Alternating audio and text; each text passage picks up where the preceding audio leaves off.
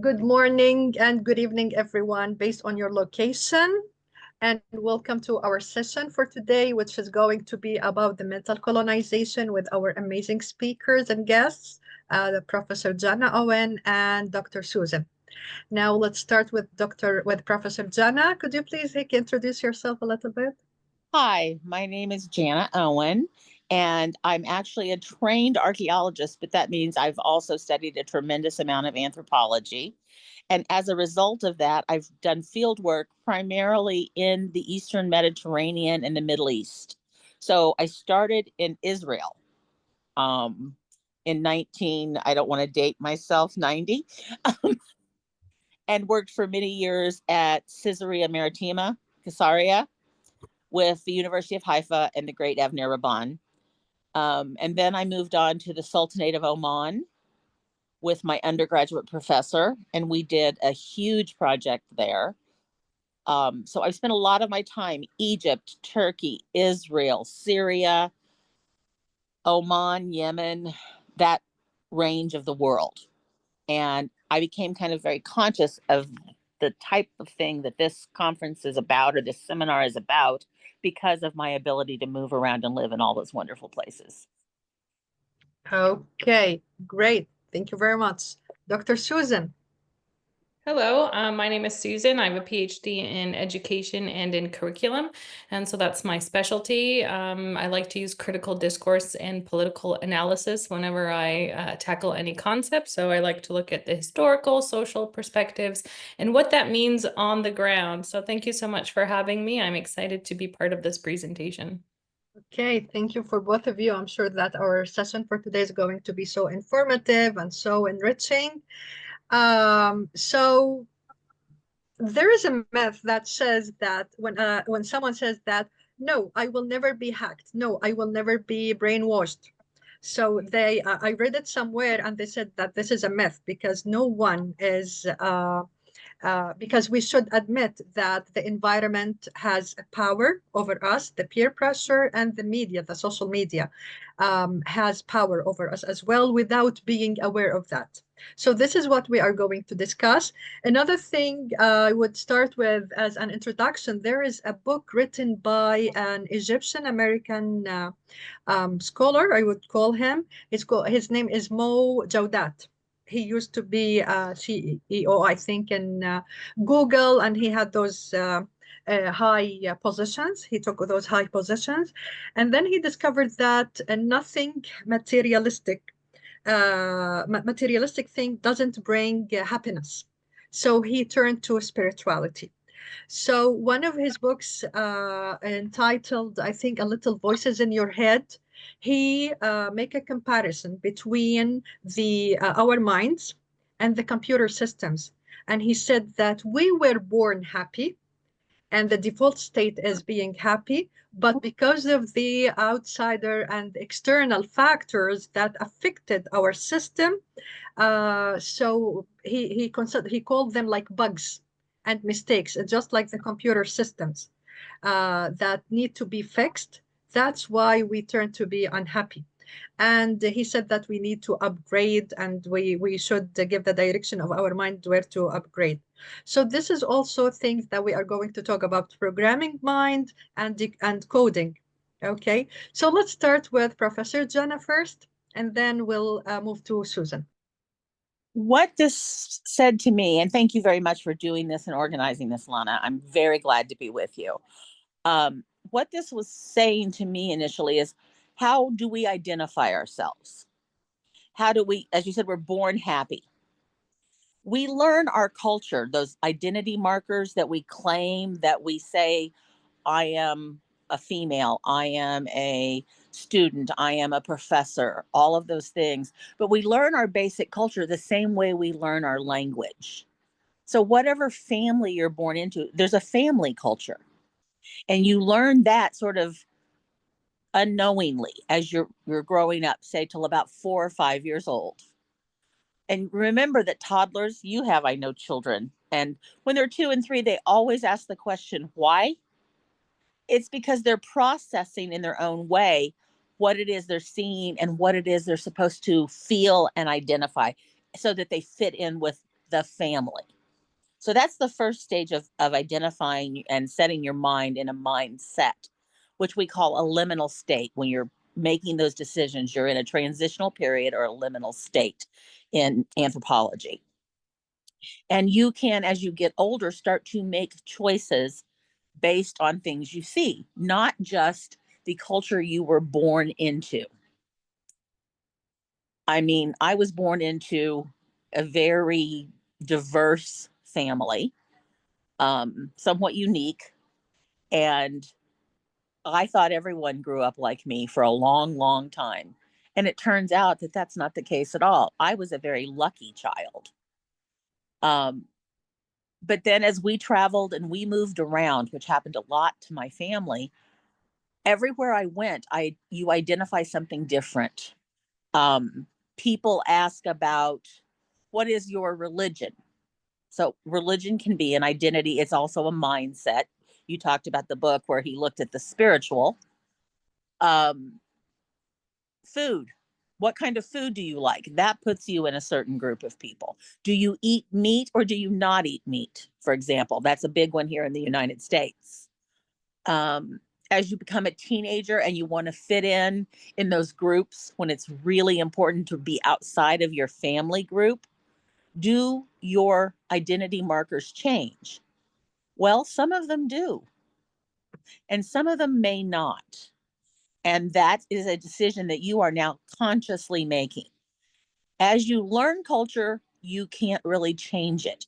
But as you grow older, you can choose your culture because you and choose that identity on both a personal, a public, and then a national level. For example, right now, I'm still calling myself a citizen of the United States. That may change because of all the turmoil here. I'm a female professor.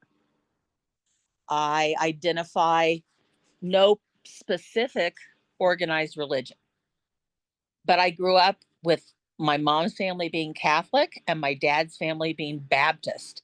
And if that doesn't mean a lot to you guys, let me just tell you, they couldn't be more different. The Baptists don't dance, they don't drink, they don't any of those things. The Catholics do that all. They just, answer to the Pope, which of course the Baptists believe that you don't answer to a man, you supposedly answer directly to God. Um, just little quirky differences. My dad was a meat and potatoes guy from the country, and my mother has very strange taste in food. She could have lived on Coca-Cola and potato chips. Little teeny tiny thing that she was. So, do I have some of these habits? Yes.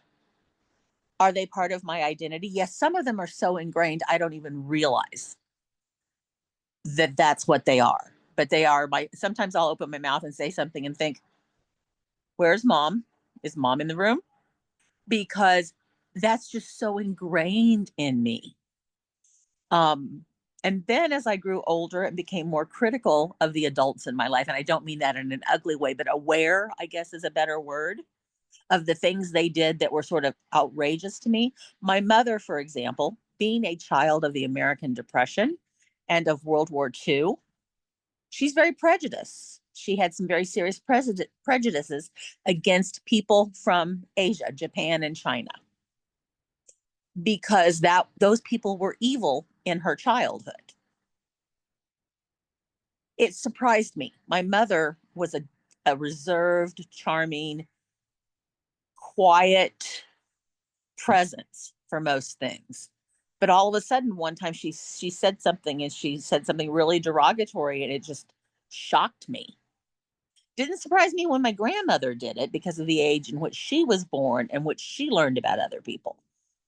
But when I first started traveling, a lot of my family, many who have never left the state of Missouri, unlike my parents and I.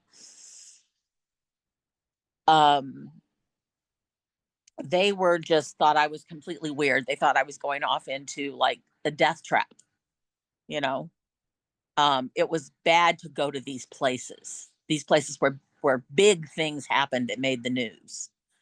And I thought they were crazy because I was having the time of my life. But it changed me. I have a very healthy respect for all of the cultures who welcomed me with open arms and taught me so much more about being myself and not identifying with the group. You were talking about social media and how it affects us. And we've read a lot of articles, and I've paid a lot of attention to this. On social media, people always look happy because they don't want to show you the bad stuff. And the reality is we all have obstacles to overcome. And when you look on social media and it looks like all your friends are doing great, their kids are getting A's in school, they got a new car, they fixed up their house, all stuff you want to do but can't because you're working or working too hard or because they're just factors. And you start to feel bad about yourself, and that then changes the entire spiral, like you're mentioning that this book addresses. We essentially make the choice to be unhappy. We don't let ourselves default to that content mode that says, in time, I will be everything I want to be. But right now, I have to look around to the examples I have and find someone who models the behavior and the feelings I want to feel, who I identify with. And that's how we make our close friends. I mean, you and I becoming friends was a unique situation because of how we became friends. But it's wonderful because I've learned a great deal from you and your family. And I'm very excited to be a part of these kinds of things and these mindset studies because some of them are literally hardwired into your DNA because of the close emotional relationships you form. And your body then responds to that, and your mind, of course, responds. So I have had students approach me because when I talk about the Middle East or Israel and ask me, well, are you Muslim? And I'm thinking to myself, does anything about me seem Muslim? I cuss like a sailor. I don't cover my head. I mean, if I were in a Muslim country and going somewhere official, would I cover my head? Absolutely. That's respect. But that doesn't make me a Muslim. It makes me aware and empathetic to the practices of people I admire. So if asked to cover up, yes, I'm happy to cover. You know, to visit the Dome of the Rock in Jerusalem. You have to dress appropriately. You have to cover. You have to take off your shoes. All things that are not a typical American behavior.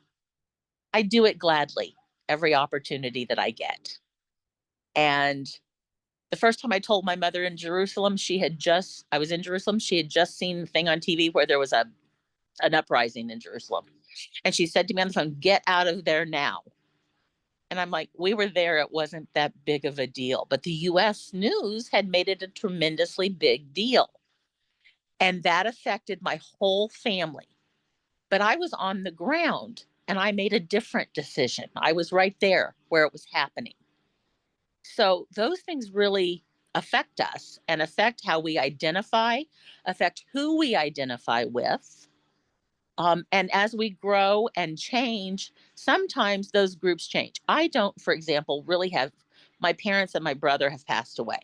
I don't really have immediate family that I feel very close to.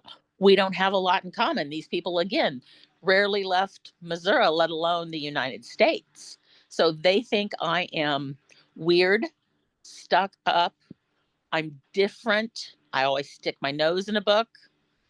And that doesn't work for a lot of them. They think just because I have college degrees, I'm stuck up about it. I'm not. I don't think I'm any smarter than anyone else. A degree doesn't make me smart. Letters behind my name don't make me intelligent. But the assumption of that from so many other people, because they see it, changes who they want me to be. And when they find out who I am, they're always a little bit confused. So why don't we explore this a little further, and then maybe we can further this discussion. I just wanted to talk about how people get into these mindsets and what affects them. Yeah, that's great. Thank you very much. And we are going to discuss later the workplace, the colonization in workplace, and as you mentioned before, at school as well, education and the mass media and the global corporation, and the perception of the beauty and success as well, how they are, how we can see and view the world. I mean, so let me just um, say again, repeat what you said, Hick and brief. So you talked about the identity markers at first. You started with this, and that was I really liked it. And then you talked about the collective culture, and you talked about the individual culture, and then you talked about being your real self, the authentic self, and how other judge you. And so that we would talk about it as the peer pressure and how a person has to change himself instead of adapt the circumstances that surround him to fit, to get the acceptance, to feel that he belongs to that group because he's not different from others, because they wouldn't accept the different individual characteristics, because you should be just like us, think like us, and talk about the way we talk. And you said a very nice thing, that you cannot change the culture, but you can choose which culture that you adopt. And then you talked about the how you identify yourself based on the context. So you do not have one way only to introducing yourself all the time. And of course, we are talking about here about the identity components, which are, a lot. And then you talked about the parents' colonization. We should be just like our parents want us to be. We are not free to choose the words that we should use. You should, as you mentioned before, looking about your mother all the time. If she is there, so I cannot be my real self. And then you talked about the tolerance, which we should stop devaluing others because they are different. And you said that you learned this by your traveling. So you met those people, you used to hear about them that they are not good, they are evil, and then you noticed and realized that there are similarities between us. And of course, and everywhere there are good people and bad people. And then you move to social media factor, and you said that they affect our self-image, self-esteem, self-worth, and the propaganda, how it affects our and controls us. So yeah, based on this, we should move to, thank you very much, Jana. We should move to Suzan. And then we're going to have this discussion, amazing discussion about all the stuff that we discussed. Looking forward to it.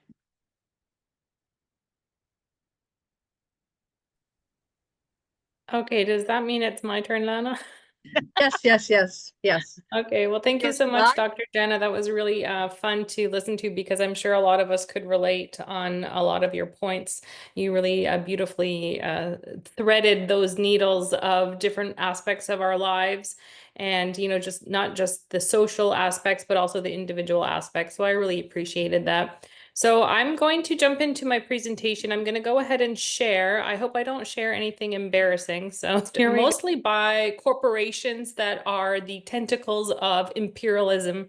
And so this is what I wanted to touch on, but more importantly, the uplifting aspect. So decolonizing our minds, taking our power back. So let's begin. I have a quote here from Edward Said. Imperialism leaves behind not just armies, but entire ways of thinking. And Malcolm X similarly said, the greatest tool of the oppressor is the mind of the oppressed. And that is what I really wanted to be the core of my presentation today, to let us know that colonizing our bodies is actually not as effective as colonizing our minds. And we end up actually doing the bidding of these corporations and these imperial entities. So it's really important for us to kind of have our critical thinking always on, so that we're always doing what's in our best interest. All right, so how does mental colonization even occur? Well, one of the most effective things that we see is that the monarchy or the ruling class will actually create this worship of the colonizer. So one thing that I think it was Queen, I don't know, Victoria, maybe, I don't know, maybe it could be Elizabeth, but I don't know. But she said that she was a descendant of Jesus. So I guess she's Palestinian. But anyway, so the reason why she did that was because she wanted to say that my monarchy is legitimate, and the way you see God is the way you're going to see your government. They both start with the capital G. And so we always want to be very like wary of the ways that our institutions are imposing government on us.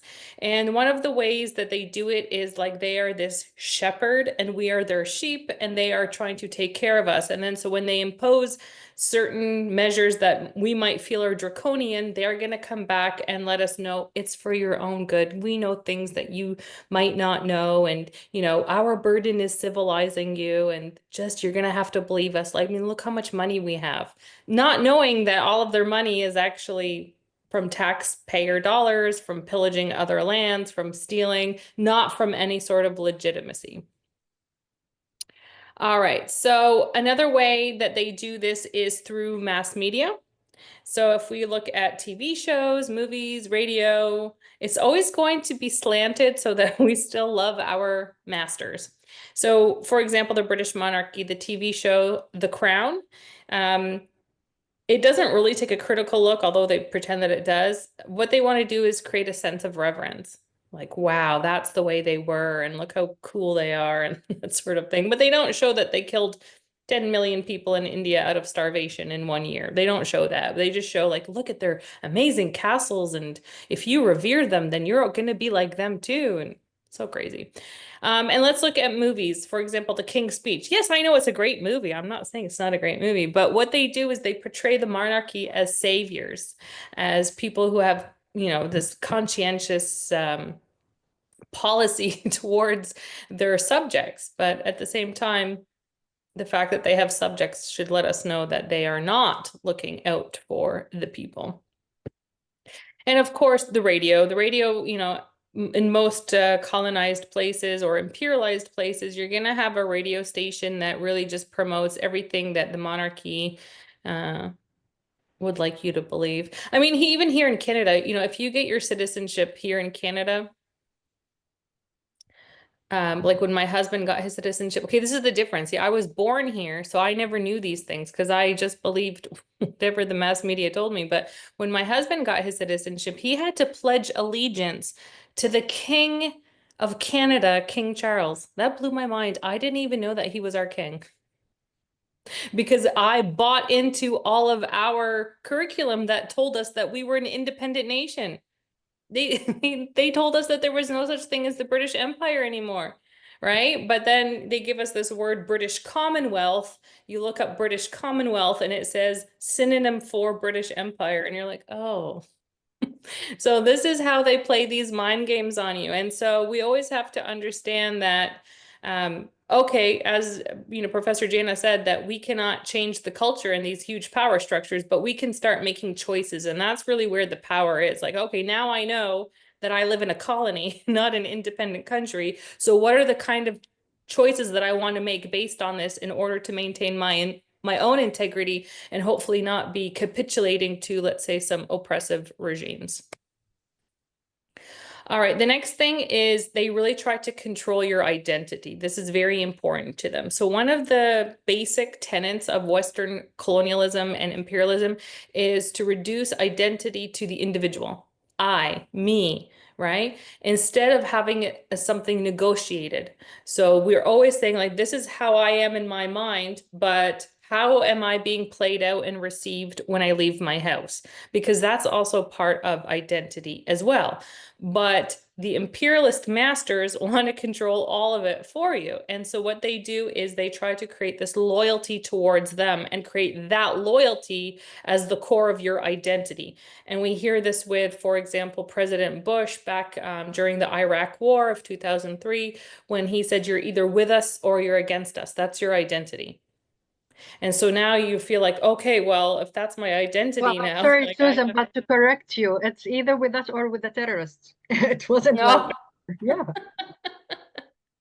I feel like same thing for them, right? It's the same thing. You're right. So that's how they do it. So they say, okay, one, we're going to get you to be loyal to the colonizer. That way, when something big happens in our media, you know exactly what to do. You are loyal, so you're going to forget everything else. And most importantly, you're going to stick to the party line. The other thing, too, is that they like to rewrite history. So when you go back and you start reading, like, for example, I'm Canadian, we always learned that Canada was so benevolent to our Indigenous people. Like, you know, America was bad to the Indigenous people, but not us. No, we were so peace-loving and wonderful. And then later on in the I think it was 1996, we closed our first residential school, which was a school for Indigenous people where we raped children. We took them away from their parents. We beat them. One of the policies of these schooling was to beat the Indian out of these kids.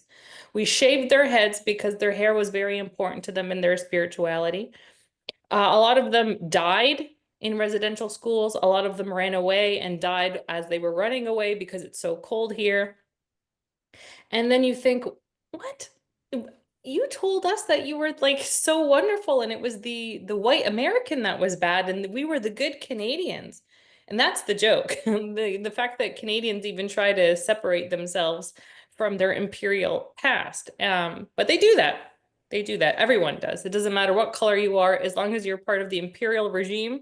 So even if if like you're East Indian, if you're Arab, if you're African, if you have this imperial mentality, you do this. It's not a color thing. I want to stress that very much. Anyway, so they try to rewrite history. They try to make you forget your history. That way, you're always striving to be loyal to the colonizer, always trying to be part of the us and not part of the them. So this leads to other things like abandoning one's traditions and, of course, subsuming an inferiority complex. I think that one is the saddest, and I will go into detail about that one. All right, here's a quote from one of my favorite writers. Imperialism has a way of making the oppressed forget their history. And that is so true. And that is from Ghassan Kanafani. All right, so how do they erase your identity? One is through the education systems. They will shape how Indigenous people understand their history, make them feel shame, and then they will portray the colonial rule as caring, and they will just say, you know, Indigenous people were inconsequential. They liked it. They liked when we came. They were excited, and whatever happened to them was because of their own, let's say, stupidity or lack of civility.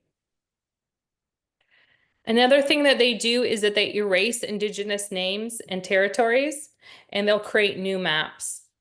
And what they'll do there is, for example, in Canada, Canada was actually called Turtle Island, and then they changed that name to Canada, but they will use like an Indigenous language as Kanata. And I forgot I think Kanata means little village in one of the Indigenous languages. But they do that in order to erase identity because, you know, your name is probably the easiest thing when somebody says, who are you? You say your name. So to erase the names is one of the most powerful ways of erasing identity. The other thing too is they use this discourse of an empty land or an uninhabited land that's to be discovered. So we hear about 1492 when Columbus discovered America, you know, like as if it wasn't inhabited before and discovered by other people before. Or we hear the land for a people without land or whatever it might be. Okay, so this is just a strategy that they use to erase identity. And another one is they will destroy and they will call this progress. They will steal and they will call this wealth. So when people look at the imperialists and they say, wow, look at how much they had, you have to understand is they stole that from you, right? You forget how much value you have because they're telling you that now they're the valuable and look at all these things that I have. And then you feel like, oh, okay, well, how do I get into the in-group? You know, like why are we even listening to their discourses? Why are we even like buying what they're selling? We should be like, no, give me back my stuff. All right. The colonizer calls his theft of the land a gift of civilization. Isn't that the truth? Look at all the, without us, you would be, on donkeys. You would be, like cavemen. You wouldn't even know how to read and write. You should thank us that we came and brought you civilization and enlightenment. Meanwhile, the alphabet was created by indigenous people, right? Meanwhile, like the camera was invented in ancient Iraq. The scientific method was created in ancient Iraq. So it's again, they steal things and then they sell it back to you at a high price with their own branding on it.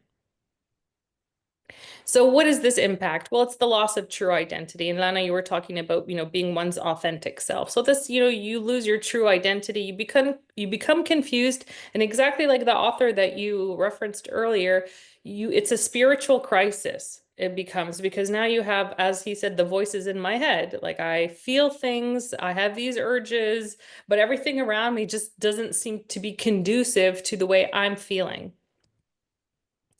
Another one is the inferiority complex, where you feel like, okay, my culture isn't as good, or I myself as an individual, because I'm not a billionaire, I might not be as good, I have failed. When all of these things are really just psychological warfare. Because in the end, none can destroy iron but its own rust. Likewise, none can destroy a nation but its own mindset, which is why I think it's so important for us to decolonize. And so one way we can do that is through land-based healing. I have a video, but I'm going to skip it. But I would like to ask everyone, what are some of your ancestors' traditions, their sacred knowledge, spiritual practices, hobbies, art, anything like that, that you feel like you could reignite in your own life? If anybody wants to pop in and start chatting.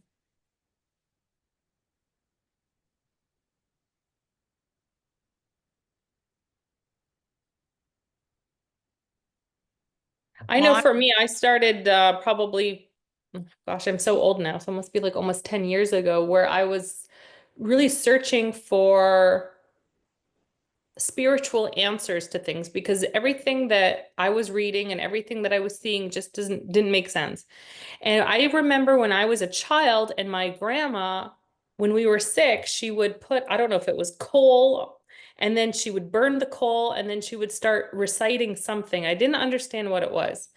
But I remember thinking as a child that that was so weird and creepy. I was like, this is weird and creepy. As an adult, I was like, hot damn, she was onto something. And then so I looked up, like, what does this mean mystically? To burn sage, to burn coal, to recite certain like spiritual phrases and chants. And that started in my older age to make sense. Like, you want to get rid of the negative energy that's creating the imbalance that might make you sick. So it's like these kind of indigenous practices that I started reigniting in my own life. So now actually every day I ignite frankincense. Like I have to.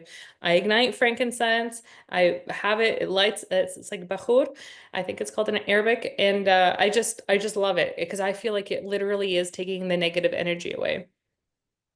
So I don't know if anyone has any comments or things to add.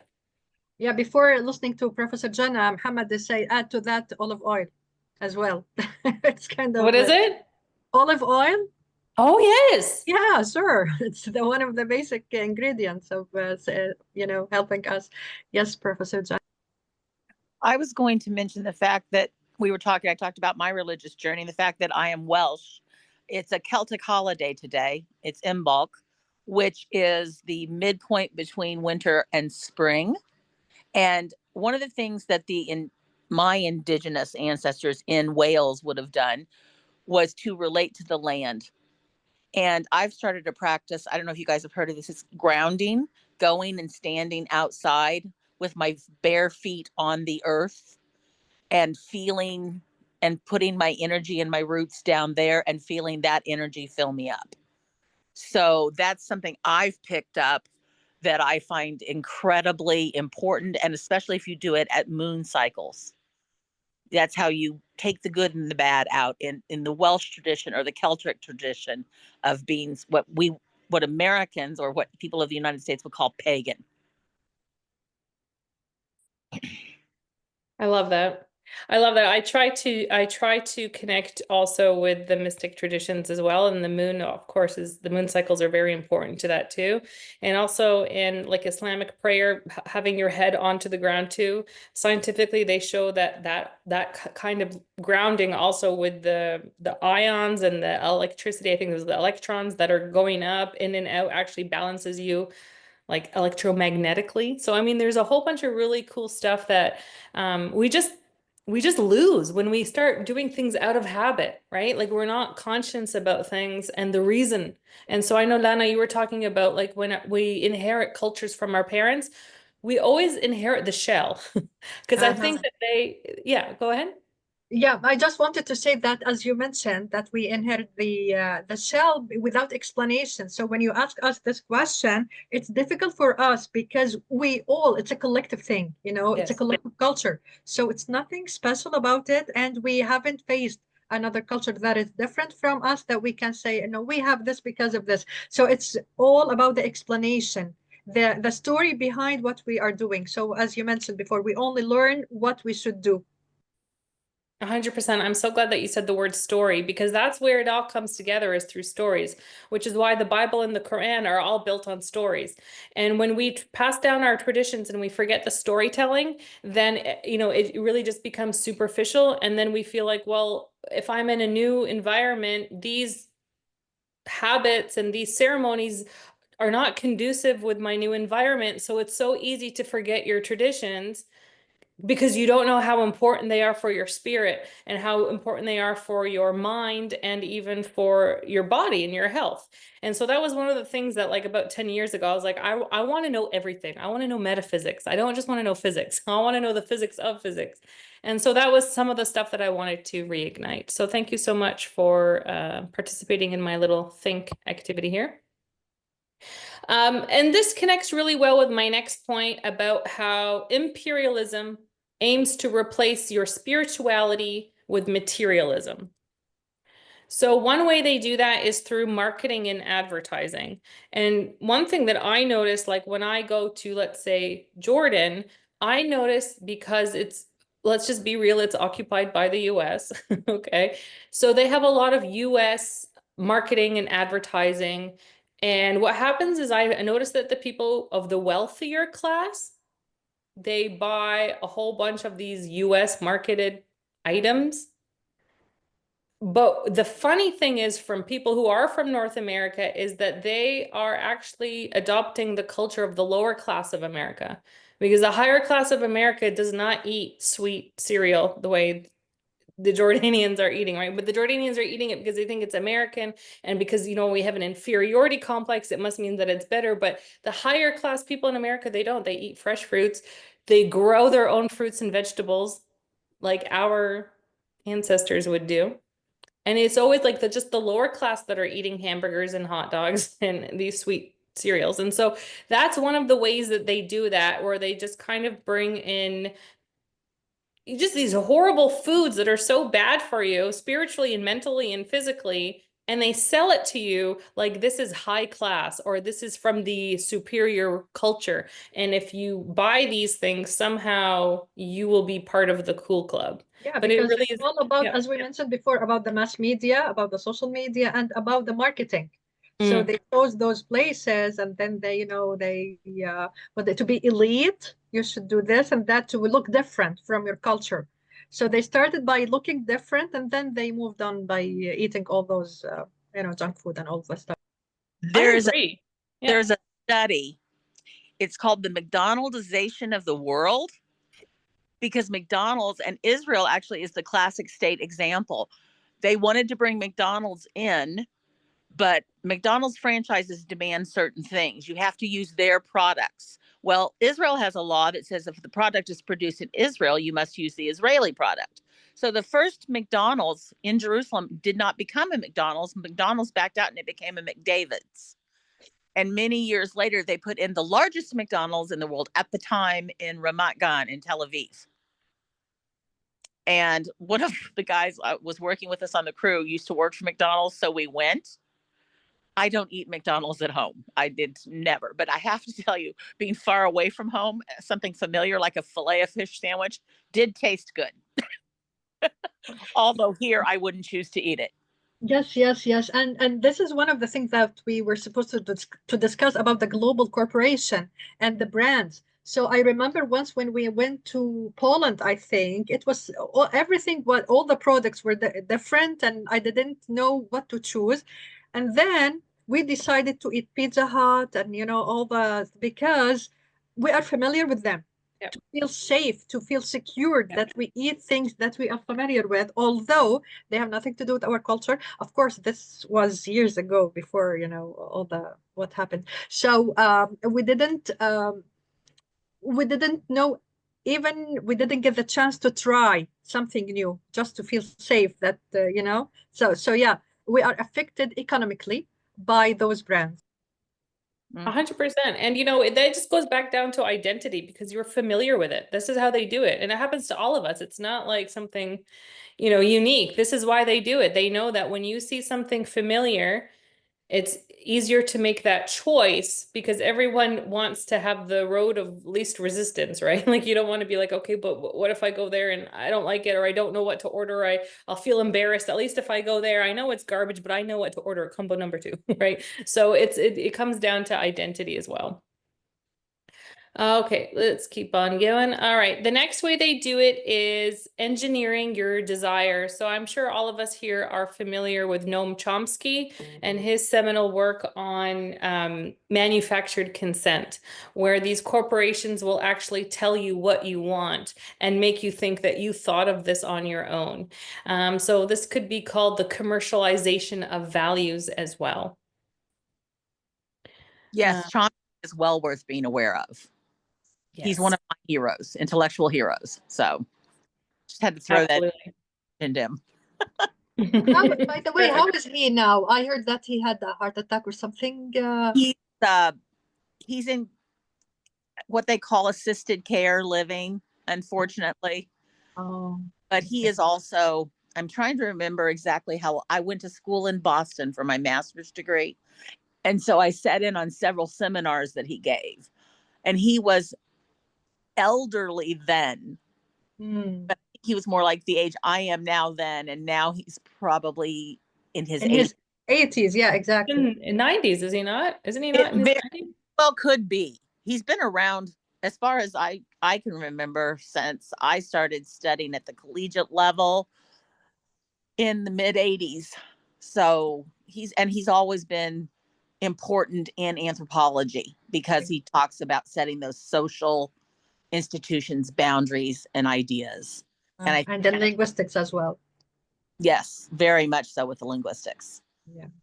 So I I just looked him up. He's 96. I love that man. So did you hear that, Jana? He's 96. That doesn't surprise me. And he's a great mind. I think I'm grateful that he's left so much for us to read and to study, but I hate the idea of losing his voice. It was kind of like losing Jimmy Carter's voice, the voice of humanity in our country. Peace, not apartheid. Exactly. But thank you for mentioning him, Susan. I really had tremendous respect for him, and going along that vein, I can understand how you got into what you're into now. Yeah, absolutely. I remember him. He used to come to our university, and I never I heard the name Chomsky, and I'm like, why are all the Palestinians going to go see this Chomsky guy? Anyway, those were the days. Those were the days. Anyway, let's keep moving. So erasing spiritual identity or spirituality. Another way they do it is using cultural narratives. And so this could be, making fun of certain religions. It could be Islamophobia, Judeophobia. Here we unfortunately make fun of Jesus all the time. I don't know why, but there's like this fixation on making fun of Jesus and Christianity. That's a trope, unfortunately. But that I feel is all part of the ways that the imperialists destroy spirituality so that they can replace it with materiality and, of course, allegiance to your government and not your God, because they don't want to compete, right? You're loyal to the government. You know, if somebody says, no, I just have allegiance to, no, And so this is why not only is it important for them to erase the spirituality, but to replace it with something that's economic based. That way they can actually enslave you into the economic system. So whereas you're not afraid to go to hell, you're afraid to go to debtor's prison. Like, I can't pay my bills anymore, so I'm just gonna keep doing whatever I need to do to keep Uncle Sam happy. Yeah, and this reminds us of, I mean, speaking of identity, um, when you talked about making fun of the symbol of the real source of spirituality and of religion, and to make us strong. So this leads us to talk about the freedom of speech, okay, versus the policy of the social media platform. Once you say things that do not fit their policy, you violated our policies, so that's why we have to ban you. We have to delete your account. So how come? So the idea of talking about the speech freedom, got my idea. Yeah, for sure. Like here in Cannot Canada, defend we're him. okay. You cannot defend him. You cannot defend Jesus, for example. Let's talk about it. But you can make fun of him because Yeah. this would serve their idea and their policy. Yeah, I mean, we're in Canada, we're okay on that. I know that in the UK it's really bad. Like, you can really see the let's say the split where it's like you can make fun of Jesus, you can defend Jesus too, but you can't make fun of certain governments. And then that's where you really see, like, why? Why am I allowed to make fun of a spiritual religion, but I'm not allowed to make fun of a man-made government? See, that's really weird. Not to say that Canada is perfect. Of course it's not. We are bad. We are bad. But there's insidious ways that it shows up. Like for me, I'm very proud to say I'm pro-Palestinian. So whenever there's an opportunity for me to correct a narrative, even when I'm at the university, I'll do it. And I will republish. I will even rewrite things. So if we get a textbook and I don't like what it says, I will put in a proposal to rewrite it so that it's not using one of these horrible narratives. I will do that. Now, sometimes it's accepted, sometimes it's not. But I also remember when I was doing my PhD, they had asked me to use a lens called post-humanism. And post-humanism, one of the core tenets is that human beings have equal value to man-made objects, which is fine. You're allowed to believe that if you want, but I don't believe that. That's just me. And especially as somebody who used to be a teacher for children, I cannot say that the chair that this child sat on is of equal value to the child itself.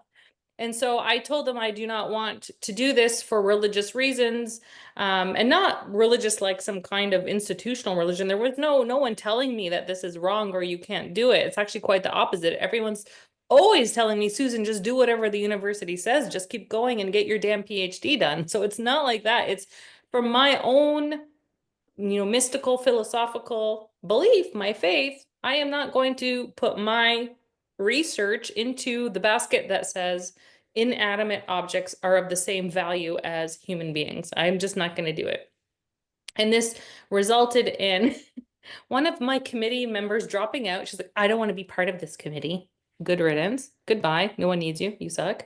And then my supervisor was just like, oh, well, I don't know. Like, we've kind of moved past, the way you're thinking, Susan. You see, like, your way of thinking is in the past. We've moved away from that. We've made progress. We now know that human beings are just like the dirt on the ground, and you just need, you know what I mean? And so I said, I'm not going to do it. And this is my religious liberty. And I put it down in an email. Once it's in writing, they get scared because they know it's against the law. So then they're like, okay, you can do it. But I will say this, at the end of my PhD, my supervisor actually told me, I'm so sorry, Susan. I just didn't have the vision that you had envisioned. And it was actually an excellent PhD. So it's kind of like these things, like, we have to have these little battles. They're very little, but every little battle makes a difference. Even I think Hassan Kanafani, he said, every little small move you make is like a punch in the brick wall of imperialism. So did I do a big thing? No, I didn't. But I'm proud of myself because maybe this helped me do other big things down the road. Yeah, I mean, now we are talking about you showed them that you have the double standards, so you have to rethink about it. Yeah, so that's a good job. Yeah. Although I don't think that they invited me once back to do a speech. Yeah. Okay. So yeah, So I'm not sure. because they didn't give themselves the chance to understand you. Well, So because this is the thing, this is the part of the imperialism, and the university that I studied at actually is like a branch of of the empire itself. It's a very strong university. So like whenever there's anything coming down the pipeline of the imperial masters, it comes to our university first, and then it goes to all the other universities, unfortunately. But you know, the problem is that they are so dependent on government and privatized donations that they like the professors and the deans and all of these people, they just really want things to go smoothly. You know what I mean? Because it becomes a business. And that's the problem, that we have this neoliberal ideology that infiltrates our academia. And then so it's, as you said, no longer free thinking, no longer free speech. It really becomes, okay, here's the narrow box. Whatever you're doing, make sure it's in here. And if you kind of like move a little bit over there, they try to bring you back. But that's just, I think it's part of the empire. That's what I feel. I hate authority. I've always been anti-authority. Thank God. Alhamdulillah. I just remember everyone when I was a kid, people would be like, Susan's a communist. And I never knew what that meant. And I'm not a communist, but I could see why they thought that. Anyway, let's just keep going. The power to narrate or to block other narratives from forming and emerging is an essential part of cultural hegemony. And that, I think, sums up what we're talking about. They want to tell the story. Here's the path we're on. We used to believe that humans were special. Now we know better, social Darwinism or Darwinism itself. We're always on this linear path, and we know more than the people of the past. And so whatever they believed is not important anymore because we're on to something new. And if you try to come out and say, well, actually, like in the past, they did great things, like they invented great things that we still use today, they'd be like, no. And they try to shut it down. And this is part of the tactics of the empire. The psychological shift that it has, I noticed that people who are colonized or imperialized, once they start making good money, they start internalizing this colonial mindset, and they start imposing it on others who are in, let's say, an impoverished state or a lower class, and they start to think that you are oppressed because you are poor, instead of the truth, which is you are poor because you are oppressed. But unfortunately, we see that it's called lateral violence, right? Where it's like once you kind of lift yourself a little bit, you don't look up at your colonial masters. Instead, you start looking at, the other people in your community, and you just kind of want to be the colonial a-hole to them. And it works. That's the problem. We see sectarianism, we see race violence against different, like, let's say Latin Americans and Black people, and this is what the empire wants. They want everyone just to be looking laterally instead of looking vertically. All right, Malcolm X tells us you can't have capitalism without racism. Does anyone have any comments about racism and about race itself and how it works in our colonial atmosphere? There's a meme right now, and because we're struggling tremendously down here in the southern half of North America with equality and equity, they're trying to wipe it out. Because they seem to think that if anybody's different gets a piece of the pie, that makes there's less pie for them. Because I'm different from you doesn't mean there's less pie. I'm not interested in your pie, so you can have it all. But if you look at me, for example, I still fall into I look like the white oppressor middle class person who would probably fit in the square box, except I'm absolutely not that person. So when I see that meme that says, if it doesn't break down for everyone the same, then it isn't right to me. It's not equitable yet. And people get really confused by that because I should be towing the party line. The party line benefits me, a white female in rural, sort of rural Missouri, in the buckle of the Bible Belt. I look like I fit, but I don't fit at all. And for that reason, I get lots of questions. What are you? Are you Muslim? Are you? I've been asked that. I've been asked my sexual preference. And I don't mind when students ask questions because they're trying so hard to figure it out. Because maybe if I say to them, I look like this, but I'm actually this, then they can be themselves. It goes back to that authenticity thing and perception of others.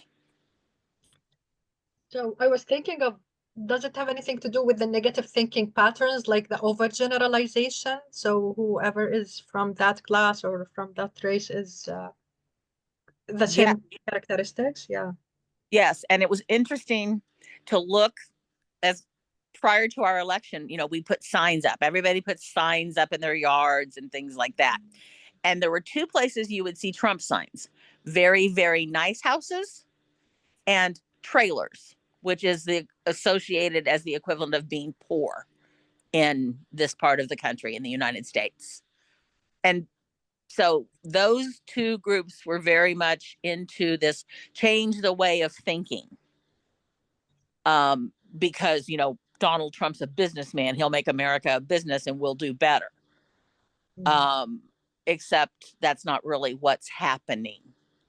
When we're done, and in a follow-up discussion, Lana, I want to give you and Suzan some of the videos and tools we use. There's one called Shift Happens that talks about how much good technology brought to the world, but it also talks about how it divides the world. Oh, yeah, sure. Yeah. And that would be an interesting topic, to discuss later. Yes, to build on this and where Suzan is going with all of this, because it's very impressive. And I love that you're using Malcolm X. He's a hero. I love the play on words on Shift Happens. Is that what it's called? Shift Happens? It's Shift Happens 2.0. Love it. And it's about an 8-minute video. Oh. I shall check it out. Appreciate that. Awesome. Well, my cousin Lana, without her scarf, she looks like she's from Austria. Actually, you two look very similar. Do we? Yeah. I wish. You have some similar facial features. I think the face, yeah. Cheekbones and the nose, the eye, the set of the eyes. You look very similar, as if you might share genetics. She's my cousin, my first cousin, but I'm the brown one. I'm the brown. So when we were kids, I never knew I was brown. So talking about race, because race is a European construct. It was invented in the 1700s. I love Lana's face. You didn't know you were brown? I knew that. Actually, the first recognition of people as colors comes from Egypt in 1500 BCE. But not races, just different colors. But the actual race, to say that you are, on this rung of the ladder, right? Right. But no, you're right. But I didn't even know that I was brown because most of my relatives are white. Like Lana, she's very white and just blue eyes. And so, you think, okay, this is my family. And so you don't really see yourself. And then when, the other people around me in Canada, and they ask me, is your dad black? So I was waiting for you to finish your sentence. Because you're not brown, in our eyes, okay? In our standard. But you compare yourself to the Canadians and you make them judge you based on the color of your skin. So they chose this color for you. They chose the color for me because, Lana, they would see my mom, right? When my mom would come to volunteer at the school or take us on a trip, or if my friends come over and they see my mom is like Lana, Jana, white. And so they would see her, and then they would look at me, and then, is your dad Black? Yeah, I don't know. And we're going to discuss this later in the beauty perception. Okay, according to the how they force us to look at beauty. Okay, what does it mean? The beauty standard. Okay. Exactly. Exactly. And so I just wanted to add to that, because Jenna was saying about how they assume based on what your look that they should know everything and everything should be logic. Like, Yeah, yeah. how is it that Susan's mom is white? Like, that's just weird. Like, that's just weird. And like, so that means that her dad must be Black. That would make sense. But like, no, actually my dad and my mom are the same ethnicity, and I'm obviously the same ethnicity, and we all look different. So that Yeah. to them is like bizarre. But anyway, let's keep going. Why the colonizers want consumerism for the colonized. So they don't want us to be producers, which is why when they come to colonize indigenous lands, the first thing they do is they steal the resources and they privatize them. They take it away from the people, it becomes a private entity, and then they sell it back using huge taxes on them. And the reason for that is because they don't want the indigenous people to have any sort of independent production that would allow them to maintain their identity. Because once you are able to be independent economically, then you are going to hold on to your identity. But the second that your your economic system is failing you, and you feel like your identity is tied to that failing economic system or that cultural system that created that economy, you are going to throw away your cultural identity too, so that you can eat, right? Like, you want to eat. So if we look like at Syria, what happened to Syria, a lot of people at this point, they're like, I don't really care what happens right now. I need to eat. I need to buy bread. I need a car. At this point. And so this is how the colonizers work. They know that. So they use economics as a tool for the global empire. And we see this most clearly in the utility and function of the City of London, which is a separate legal entity from London, the city in the United Kingdom. It's actually like, what is it called in Rome? Vatican City. It's like its own thing. And so what it is, it's an outpost, a financial outpost for the British Empire, or if you want to call it the Western Empire. And this is what they do, is they have this financial outpost, and that's where all the power is. This is where they fund all the military industrial complex. And they go in and they make deals with all the banks and, Wall Street and IMF and World Bank. And then they start giving you loans to purchase lands, and they finance your loans. So it's like, yes, you can have this, but if you can't pay for it, if you default on your loans, then your land goes to become owned by the City of London. And this is the new style of imperialism. So no longer is it a geographic area that keeps expanding like we saw with the Roman Empire. Now it is the financial expansion. So it doesn't really need a geographic location anymore. So I already talked about that. We can skip that. The IMF. Yeah, I talked about that. Okay, so we can talk about the psychological impact. So not only is it a inferiority complex, but also the chronic dissatisfaction. And I think you folks talked about that earlier today. I think, Jana, you were talking about like happiness. I feel like you talked about that. And the loss of purpose and anxiety. So, or maybe it was you, Lana, I can't remember. I told you scatterbrain. But I thought that having money and having a citizenship or having whatever that this modernity has promised me, the social contract has promised me, I thought it was going to give me happiness, and it just doesn't. And we see a lot of people, like, for example, in North America, the richest people in North America have the highest level of anxiety and the highest rate of suicide. So yeah. Quite often, yes, we see that here a lot. It's a form of isolation because it's only 1% of them that are that well off, that privileged.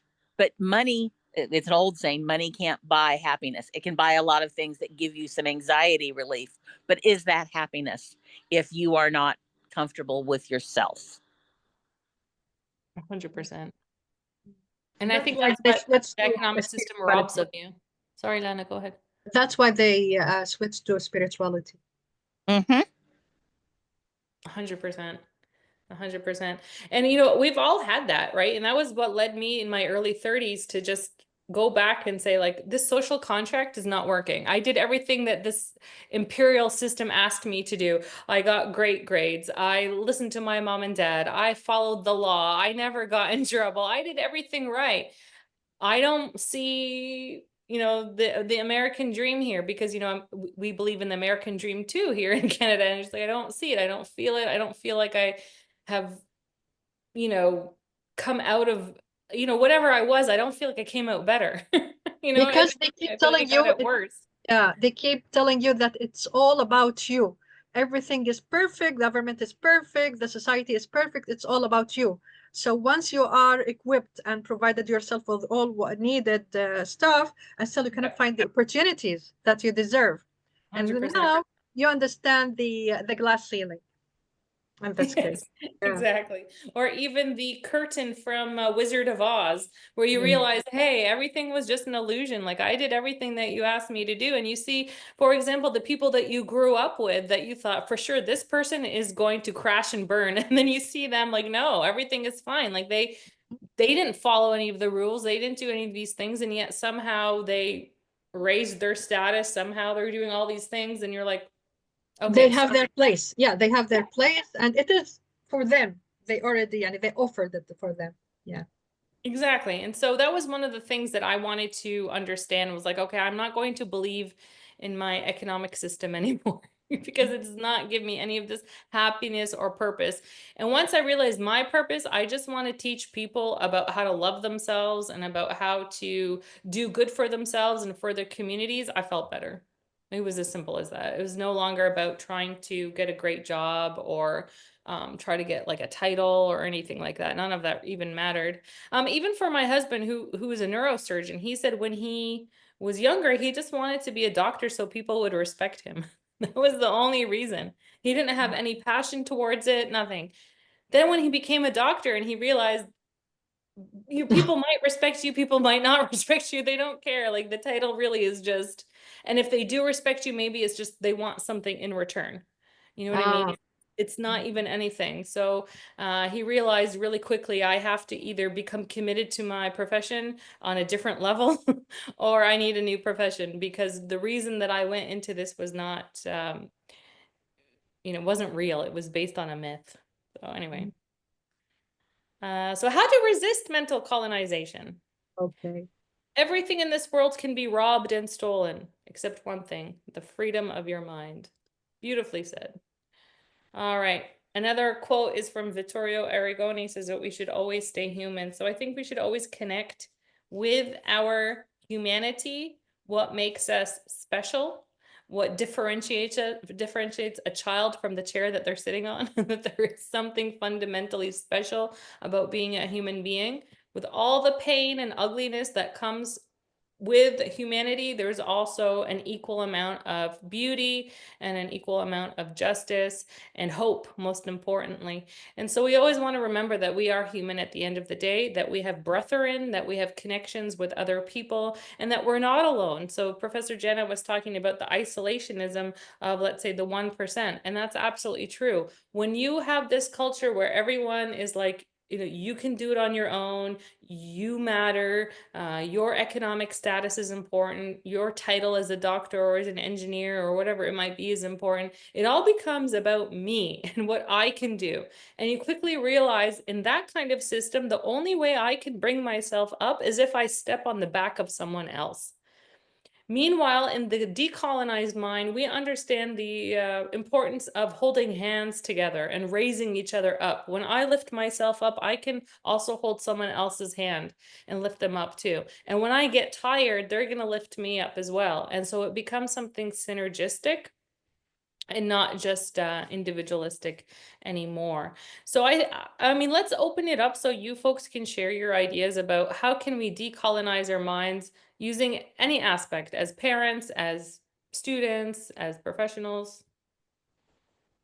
Okay, just before that, let me recap, give a quick recap. So to begin with, the colonization, when we talk about the mental colonization, we're talking about two sides. One has the power over the other. So the other, as you mentioned before, has the inferior complexity, and he would like look at himself or the group. I'm talking about the group, the value, the core beliefs, and its culture as well, inferior, so that they need to imitate the other side with the power. And then you mentioned something about us versus them.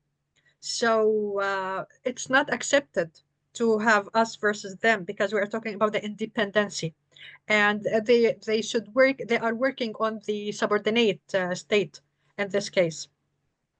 And of course, again, we're talking about the inferior complexity. And then you mentioned about, you said in a way or another that what they want to do, colonizers, is after they leave, they want the colonized people to act without any different way. They do not want them to act differently. They just want them to do what they used to do, just what they intended them to do. So that's why how they changed their mind. So, and then you mentioned about, again, about the inferior complexity, that they would talk to themselves about, we are savage, okay, and we inherit that from the primitive age. So you came here to save us. You came here to teach us civilization and to help us to be civilized people to fit in this age, the modern age. And then you mentioned something about the reconnect and to show respect and to see the beauty, reconnect to our culture, to show respect to our culture, and to see the beauty of our culture, and that it is special. Every culture is special, and we can share, okay, and learn from each other. So we cannot hide. We are not supposed to hide our identity and our culture. And then you move to the commercialization of values, and and this you give the power to others to judge us and to decide for us what we want, and to decide for us what they need. And then we talked about the experiential thinking, that we should think for ourselves. And uh, yeah, we are poor because we deserve it. We have the poverty because we deserve it. Okay, that's why they came here to help us, and we will never change. By the way, we have, unfortunately, and I have to say it, even the teacher at schools, they call their students like احنا العرب ما بنتغير. احنا العرب رح نضل هيك because we are Arabs, we are going to have in the same situation. And then I told my kids, no, don't let them repeat this several times, because tell them, because احنا Arab and we are different, but we are good people, and we are educated people, and we have our way of thinking, we have our culture. There are people who do not want to change or to improve themselves, but do not overgeneralize. And this is so sad, because even the teachers, the Arab teachers, use these words with their students. So, and then we moved to how to know ourselves. We should know our abilities. We should know the resources and sources that we have. We should improve ourselves, and we should choose to change the challenges into opportunities, and not wait for others to change the reality or to change the situation. And then you ended by saying, stay human, and where you can be yourself, your real self, without thinking of changing yourself, just to get accepted and to feel the belonging. Okay, so you talked about it, Suzan, politically, okay, and you talked about the countries. We can just take it to social issues, okay, and even talking about the how the people deal with each other in education and workplace, and even the parents, how they deal with their kids based on this. So I don't know. Is there anyone who would like to participate and to give an input regarding how can we decolonize ourselves before asking Jana some questions?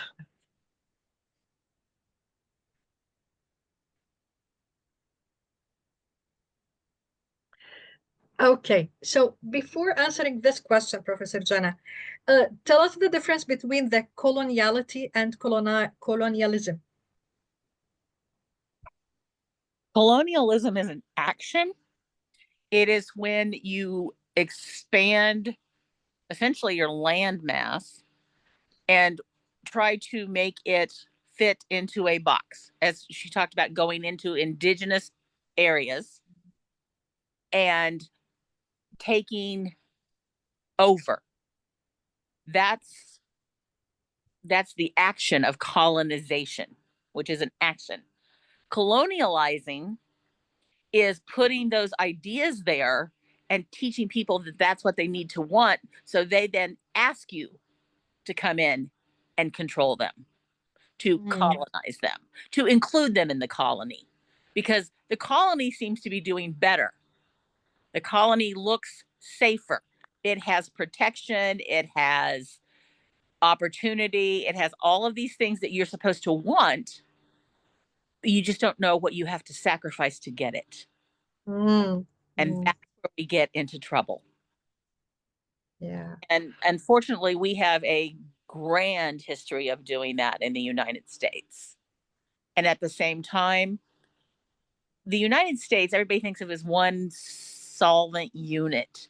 But if you spend any time here, and this would be interesting to talk between you and Salah, he stayed here in Springfield, Missouri, of all places, right? And the one thing he wanted to do was go and see the Amish, because he was familiar. He had seen things about the Amish and he wanted to. So, fortunately, I had a friend who knew the Amish community very well. And he actually got to meet the bishop of the Amish community and go places that the average outsider would not have been invited. And that was such an interesting experience to watch him experience that and see it through eyes that were different than mine. It was fascinating. Um, and these are people who don't really want to be a part of the mainstream. Yeah.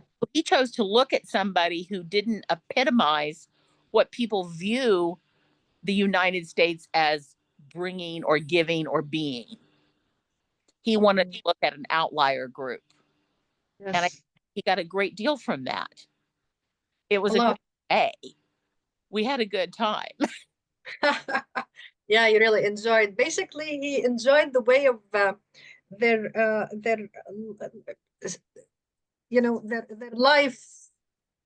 What is it? The lifetime that they chose for themselves, and they didn't feel isolated from others. I mean, they even go and use the trains using wearing their traditional clothes, yani, without being feeling ashamed or different or anything else. Susie, thank you very much for it was really hicky. You gave us a bunch of topics to talk about. She's given us a fantastic framework to work from. In her own journey, she built the process, and it's a tremendous framework, and it allows us to see where we make the deviations and where we didn't even realize what was happening. And I absolutely love things like this, where it says, let's go back and look at some of the things you think you've decided, and did you really make the decision you wanted to make, or the decision that would have made it easy? Because as she talked about, she made the statement at one point, change, no matter how good change is for us, we always resist it, because it's easier to do what we quote unquote know, what is the path of least resistance. And that's never the right choice, really, unless you're just so tired you need to go to bed. So I think it's important to take that into consideration and look at this framework and go back and say, wow, yeah, I really do that because it's just the easiest thing to do. So she took us in a journey to inside our brains, inside ourselves, and then outside, to make a connection, to see what really affects us. Is it always our own decision to choose, or is everything is just we enforced, and we were enforced to do everything, and we think that we choose? Well, okay, so the manipulating stuff. we live in an era where there is actually an identifier title that people give themselves as an influencer. Mm. These people who essentially do nothing major like Jimmy Carter or Noam Chomsky. They've made no great contribution to the world, but hey, they endorse this product. So if you really admire Jennifer Aniston, then you need to drink the coffee Jennifer Aniston drinks. Yeah. Or if you know, and most of them are Hollywood or they're models or they're deemed artistic, different, eccentric, but special. The Kardashians, which is just makes me cringe 7 ways from Sunday. Okay. Maybe they're lovely people. I don't know them personally. That's a possibility, but so I'm trying not to judge them, but the number of people who want to look like them and think like them and be like them is astounding, and they're considered social influencers. And that doesn't serve the community or the society in everything, in anything, yani. No, absolutely not at all. And that's the framework that we can now look at and say, okay, these are actually outside the framework, but yet we're all convinced that this is what we need to be doing. And I think it's important. I think this is a really good topic because in college, particularly, but I believe it should be taught from a very early age. And I was fortunate that I had parents who did this. When I was a child, they would give me choices. What do you really want? And I had to think about it. And sometimes it was, the choice that my parents wanted, and sometimes it wasn't. And I had to think critically. And that's what we don't teach young children. We teach them to memorize 1492 Columbus. We don't even, half of us don't even refer to Columbus Day anymore. It's Indigenous Peoples Day to us. And Trump just turned around and tried to take that away from Alaska by renaming Denali again back to Mount McKinley. And the Gulf of America, it's always going to be just the Gulf of Mexico to me. And Denali is going to be Denali because that honors the indigenous people. That's who they were. That's part of their tribal identity. And I think we should respect that and honor that because they bring a great deal to our culture. Mm. So I have a question about something Susan mentioned in her presentation about narratives. Okay. Mm-hmm. So how can we choose our own narrative?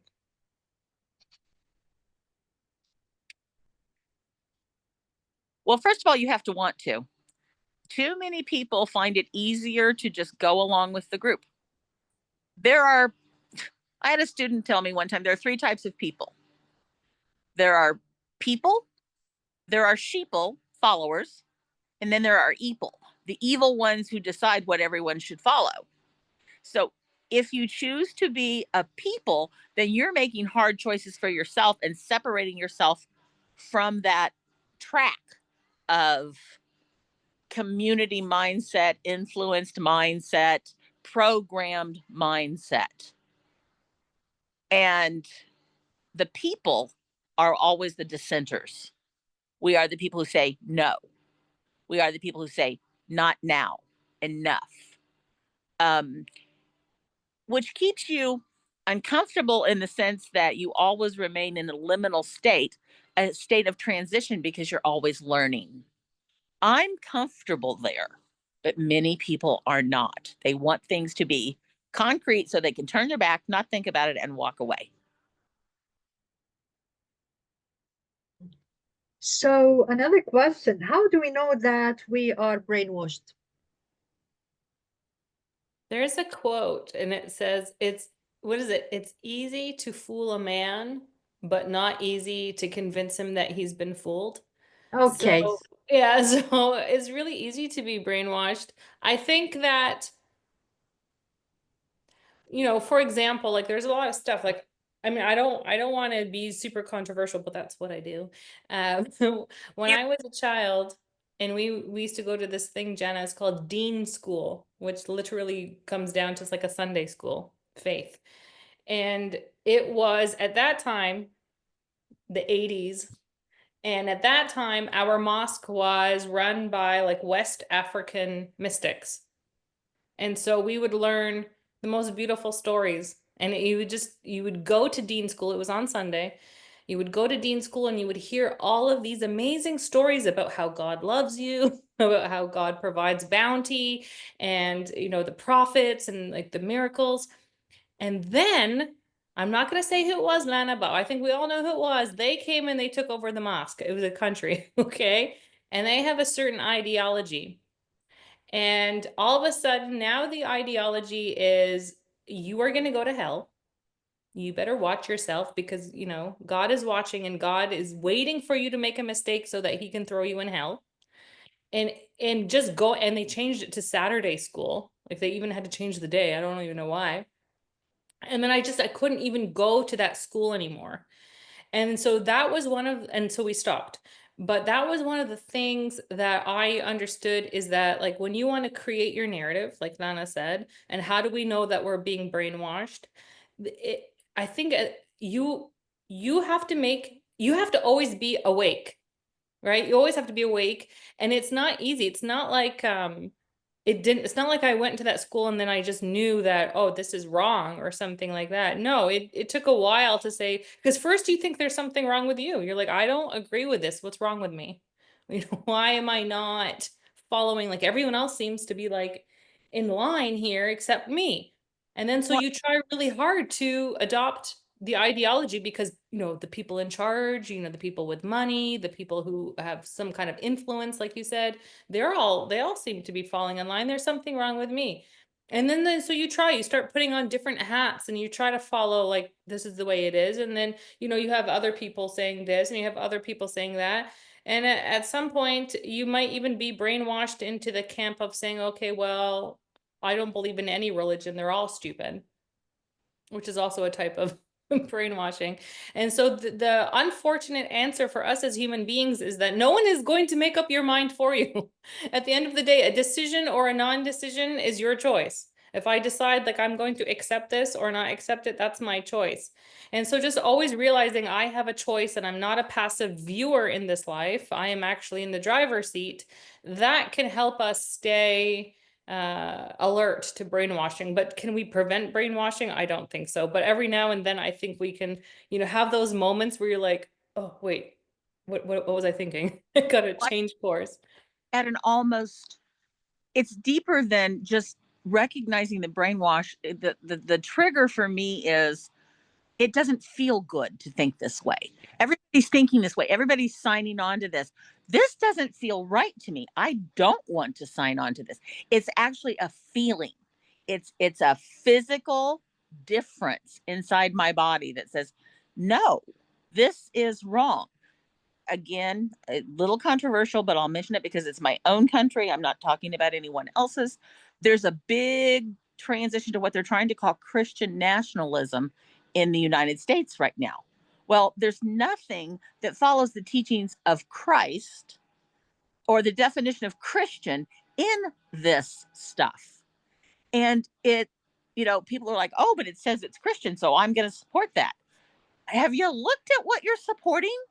Please think deeply. Please look carefully. And in that sense, that would be preventing yourself from being brainwashed into assuming they use the right words. But what are their actions? What are their goals? And do those feel right for you?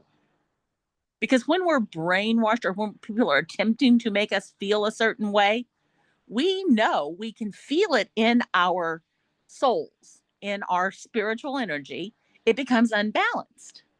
How do we find that balance? And that's, I think, a really good point that you bring up. I really like your framework, by the way. We may have to talk further because I think it's very useful and very important, particularly for the United States right now. For everyone. And Jana, I feel like you're 10 steps ahead of everyone because you say, I feel it in my soul. But when they try to erase the notion of a soul or spirituality, that's when it becomes really difficult for people. So I definitely appreciate that. And this is why I think of people connecting to even I love that you refer to it as what other people call paganism, because I do mystic, right? I do mysticism, and my husband's always like, "That's pagan." I'm like, "No, it's not." No, it is not. No. But And the advantage to that, this is a total side note, but here's my advantage to the way I look at my spiritual life. If I'm right, everybody's okay. Because if Allah or God or whatever deity you want to recognize as the supreme energy or the supreme being is all knowing, all powerful, and all present, that is something no human being can conceive of. We cannot conceive of the power that we have given this. So, why can't we conceive that everybody could be right? Because that power or that entity can embrace anything and everything. And God becomes so angry. When did that being or that entity become so angry? I mean, the Greeks tell us when Zeus got angry. Or, there are examples in the Bible of times that, particularly the Old Testament, God was yeah, angry a lot more often in the Old Testament, the Torah, what the Judeo religions follow. But we are technically all, in theory, using the same stories, because I have never met, well, I have met many, but all the Muslims that I am close to, people who practice Islam, they know the Bible as well as any quote unquote North American Christian, because it's part of what they study. Their holy book is the Quran, but the Quran is built on the Bible. Jesus is still a prophet. And here we have that saying, what would Jesus do? And I'm constantly looking at people going, none of the things, all the people who ask, what would Jesus do, are not doing things that Jesus would do. And it just makes me crazy, because I did learn some of my basic socialistic tendencies, for lack of a better term, from Sunday school and the things that we learned as small children in churches. That the goodness of Christianity, the goodness of Christ, this mystical being who chose the outsiders to be his group, who treated no one differently, who judged those who tried to monetize religion in the temple, his outburst at the age of 12. These stories, these narratives tell us that the Jesus that people think they're talking about, the white blue-eyed guy that the Borgia popes provided to us in the 14th century, is not right. Jesus came from a Semitic world. His roots are Semitic. He's a dark person. He is a brown person. He's a laborer. He's a somewhat educated, but more because of his choices than because of his place in the universe at that time. But we're supposed to emulate the good sides of those things. Those lessons were good. We should treat other people the way we want to be treated. Yeah. And if you can not do that, if you can treat somebody differently, because it wouldn't be okay if somebody did that to you, but it's okay if you do it to them, you need to rethink things. And Yeah. I get in trouble because I am just so not that person. Yeah. So, I mean, talking about religion, basically, so we have those big questions. Okay, once we couldn't find any answers, and once we are not allowed to ask them loudly, and we cannot find that person who would understand us, that we are human and we need to talk to me logic, talk to me reasoning. If I am not allowed in my religion to talk about these and using these high order thinking skills, so what's the point? Of course, I need spirituality and I need to believe in things that I cannot say. I need to believe in high power just to give me, to empower me in life and to help me to accept and to commit, but still I need explanation. So, I mean, I would say that once I feel that I am under pressure because of this idea, whether it is related to politics or religion or society or social norms, I think the best idea is to isolate myself from everything and try just take it to get out of myself and just take a look. I mean, I was born and raised in Saudi Arabia and everything, unfortunately, was haram. Okay. So I started questioning my religion. And when I went to the state, they kept asking me questions that you Muslims do this and do that and believe in this and believe in that. And I kept like defending myself all the time. I am Muslim and I practice Islam and I, alhamdulillah, went Hajj and Umrah and everything. But I'm not that person that you are asking me about. I don't know. You're talking about someone different. So I decided to forget that I was born and raised as Muslim. Okay. And I decided, wallahi, I made a decision that I want to choose my religion and I want to choose my identity. Okay. And I had an amazing friend. She's Coptic. Is it Coptic, right? Yes. Yeah. So I attended sessions with her. I just wanted to know because they kept telling us that our other religions are just like for peace and all the stuff. And I saw similarities between us. Wallahi, something يعني blew my mind. So we believe in the same God. So we are okay. So, but because I couldn't find questions for the big answers for the big questions, I started looking at the details that they do this and or we do that. And then I realized that my religion is perfect for me. And then I found all the answers that I really wanted because I knocked the right doors and I talked to the right people. And the first person I talked to was myself. And I was blessed, alhamdulillah, that I got the internet just to search, just to join communities, just to listen, ask, get answers, make, conclusion, and all the high thinking order skills. And then I used my prefrontal cortex very well. And then I found that now when I talk about myself, when I introduce myself, I should be strong, I should be confident, and that doesn't mean that I humiliate or devalue anyone. Okay, so in I don't know, Jana, if you are aware of Quran verses, that there is a verse like it said, "Lakum dinukum waliya din." You have your own religions, and I have my own religion, and that's it. Okay, we are not supposed to just take it to argue about things that we do not have to. So and then one thing I was thinking of hijab. And why am I wearing hijab? Why do I have to? And then I got to know it's okay.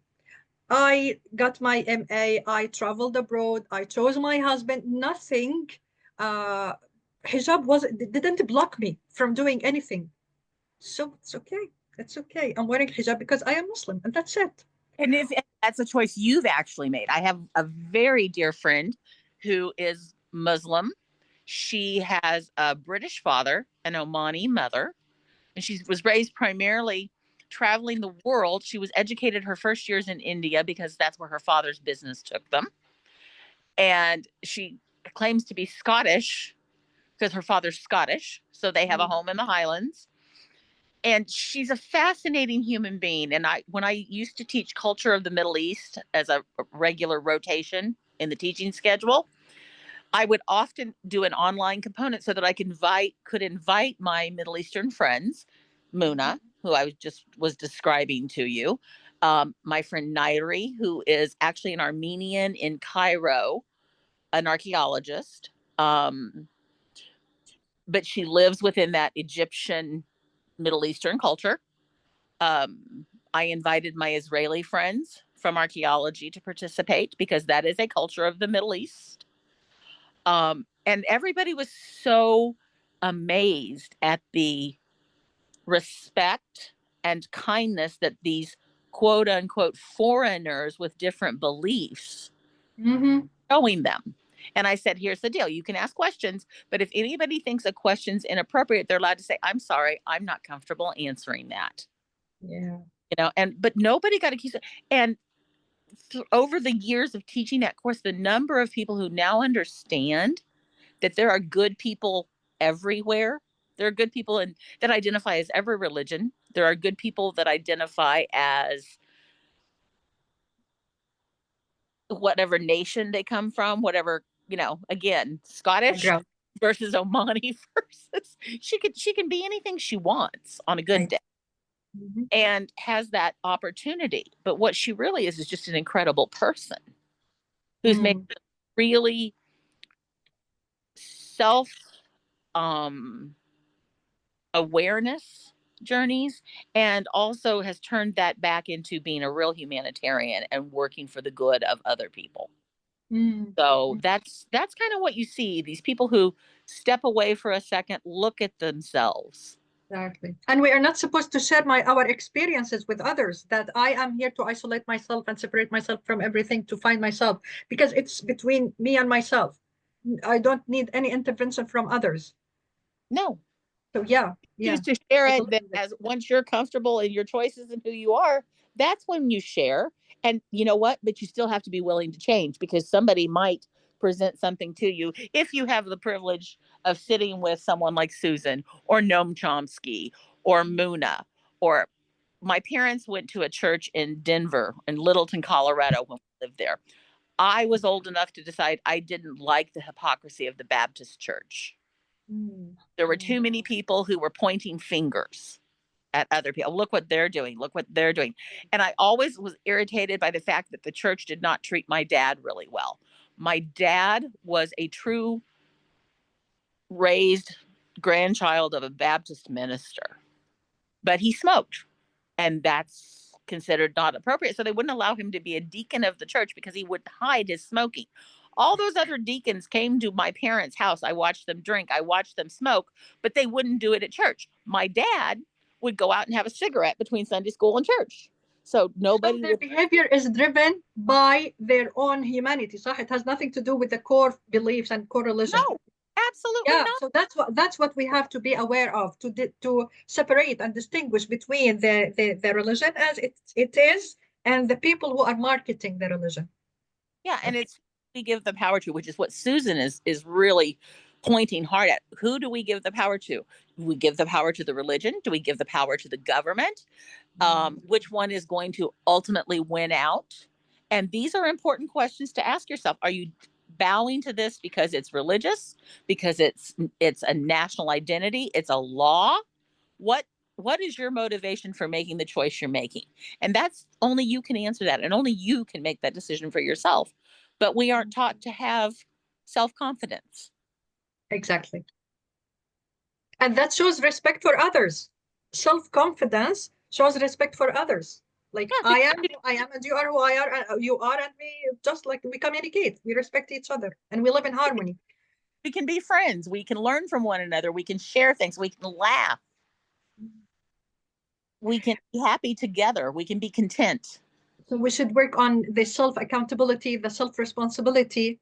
And so I think that people who prefer to have the leader to think for them and make decisions for them, and who believe in the ready-made opinion, ready-made decision, uh, they just want to find someone to blame.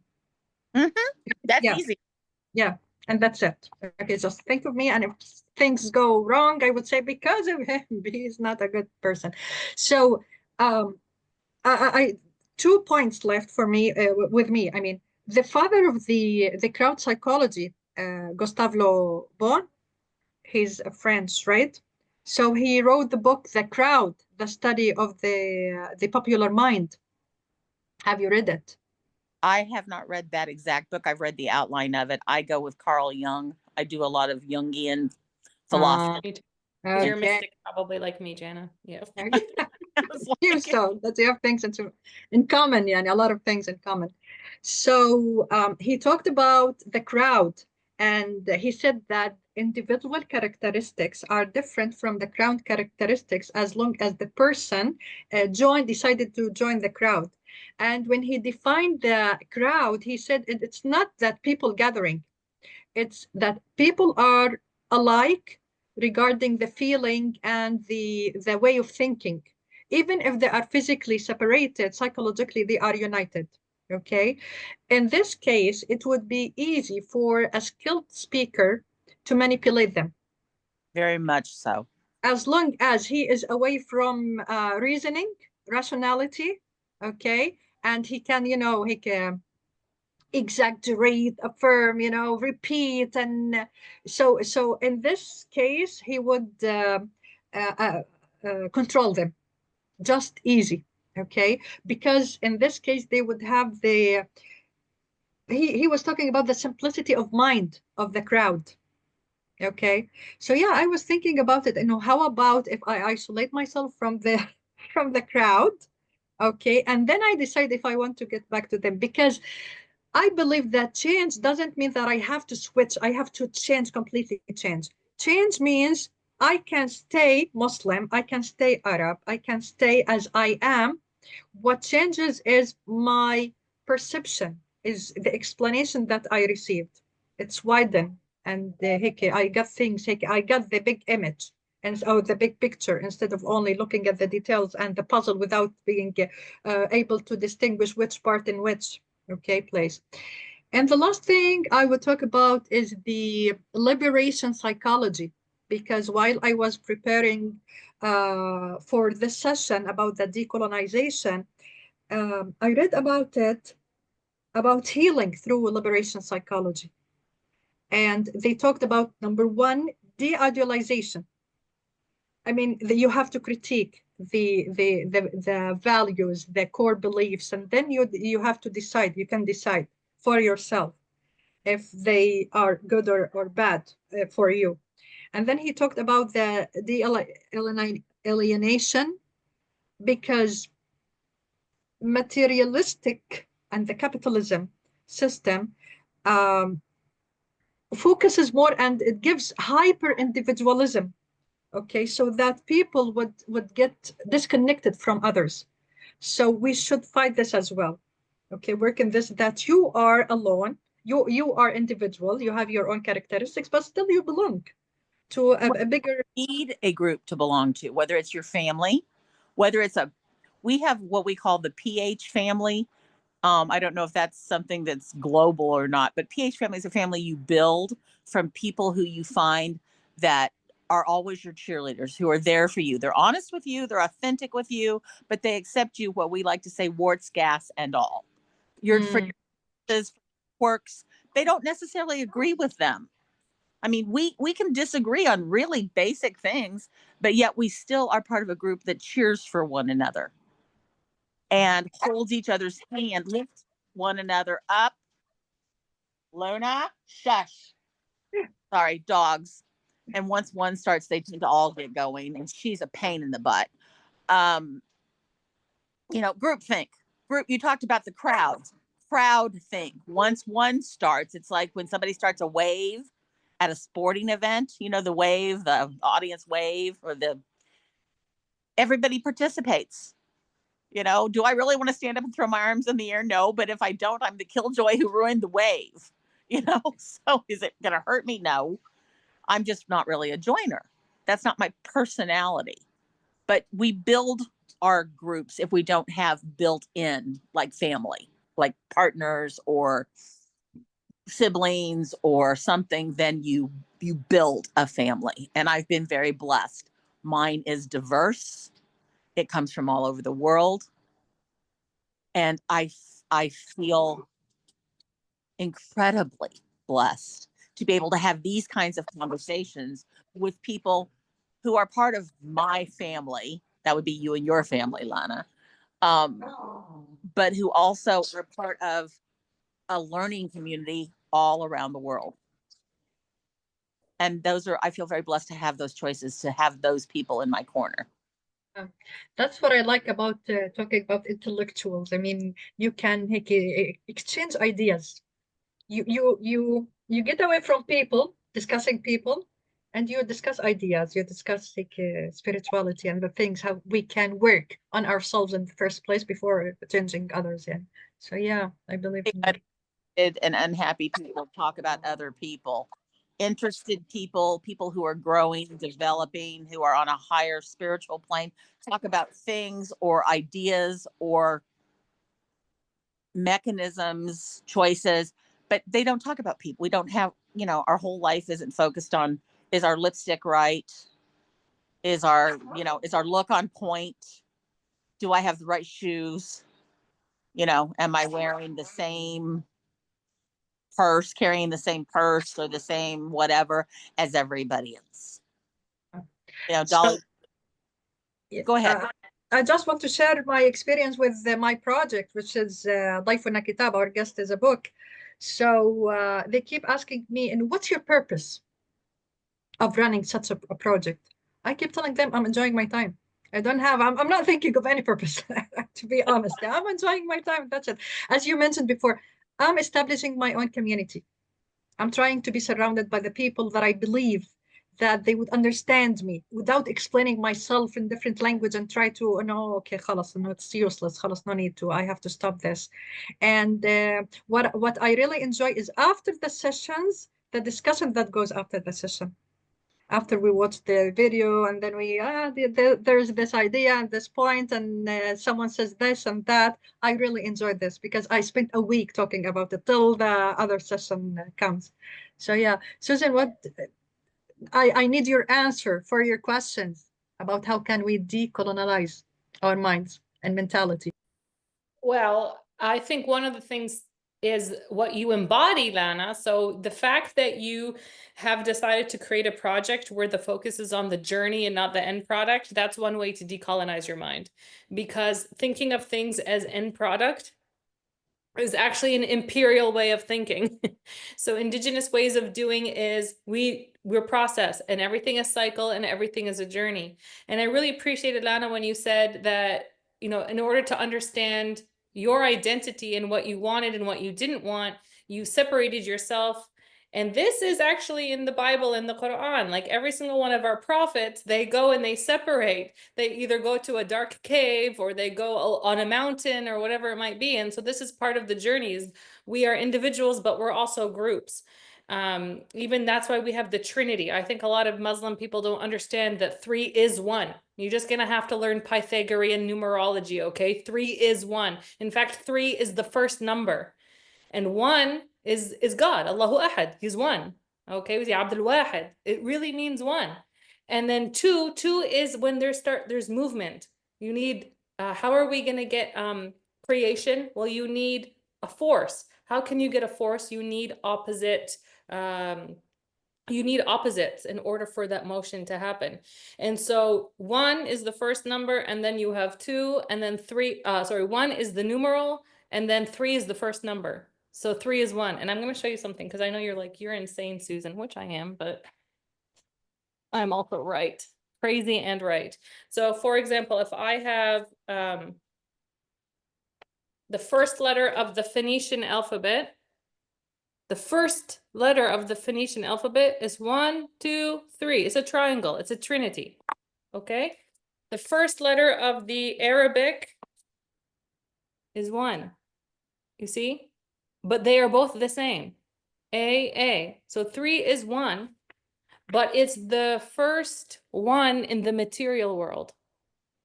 So once we become in the material world, 3 is the first number. But in the spiritual world, in God's world, 1 is the first number. Anyway, I just wanted to talk about that. But anyway, so it's just these kinds of ways of thinking where we understand, for example, that we are dual. We are dual. We have a spiritual self and we have a manifest self, and trying to integrate and find that balance. And I heard that in what you were speaking, where I remove myself from the group and then I reemerge because my identity is negotiated. It's not just negotiated externally, how I relate to others around me, but how I relate to my many selves inside of me. And we know that from all of the stories of our prophets that we are a microcosm of this universe. So if there are many people in the universe, there's many people inside of us too. And so this is our journey. It's like, how can I have a Pharaoh inside of me. I have a Pharaoh inside of me. I have a Musa inside of me. I have entire Beni Israel inside of me. And then I have me, my body that's supposed to carry all of these personalities or Jungian archetypes. I have to carry them with me in different aspects of my material experience. So how do we decolonize? I don't have an answer. I just have little tactics, little tactics that I do. For example, I'm very aware of whenever there's a mainstream narrative. So whenever somebody's really pushing an idea, I step back and say, why? Nobody's going to be pushing an idea and putting so much money and so much effort into an idea unless it benefits them. So I'm going to step back and say, okay, is this something I want to participate in, or something that I don't want to participate in? And I do think it's a journey. I don't think there's any end product. I think that we're always going to fall for traps, and that's okay. We're going to get back up, and we're going to try to do better every time we get back up. But I think the first thing is to understand that we are multiple, we're a plural, but we're also singular, and that our identities are always going to be negotiated, and we don't have to give up our power to anyone. We don't have to. You know, it's kind of like my little story about the PhD, where I was like, I am not going to do post-humanism, just not going to do it. And those things are really empowering, because I remember being a child and having shame for even trying to impose my will. Like, that was something so shameful. Like, how dare you have your own ideas? You know what I mean? So you kind of lose that momentum of, being a creator, because we're all creators in our own reality too. And then when we become colonized, we just give up all of that power to the imperial masters, and then we just let them tell us who we are, what to buy, what to like, how to act, what jobs are valuable, what jobs are not valuable. And then by that time, we just become a cog in the machine. So, solution, I don't really have a solution other than have the confidence to ask questions, and have the confidence to say no, and see where it takes you. I agree very much. That's really well said. I have some Canadian people I want to put you in touch with too. Fantastic. It sort of, when this is no longer just the professional seminar, I assume you and Lana and I can talk a bit. So there's that. But yes, you make very valid point. That's really well said, is what I guess I'm looking for. You put into words what I was trying to say, but you did it a lot better. Oh, thank you. You're so generous. Thank you, Jana. So there is a book, or it's a novel by Elif Shafak, and she's a Turkish writer. Okay, so I think it's Black Milk. Okay, and you reminded me of it because the writer talks about the mini me.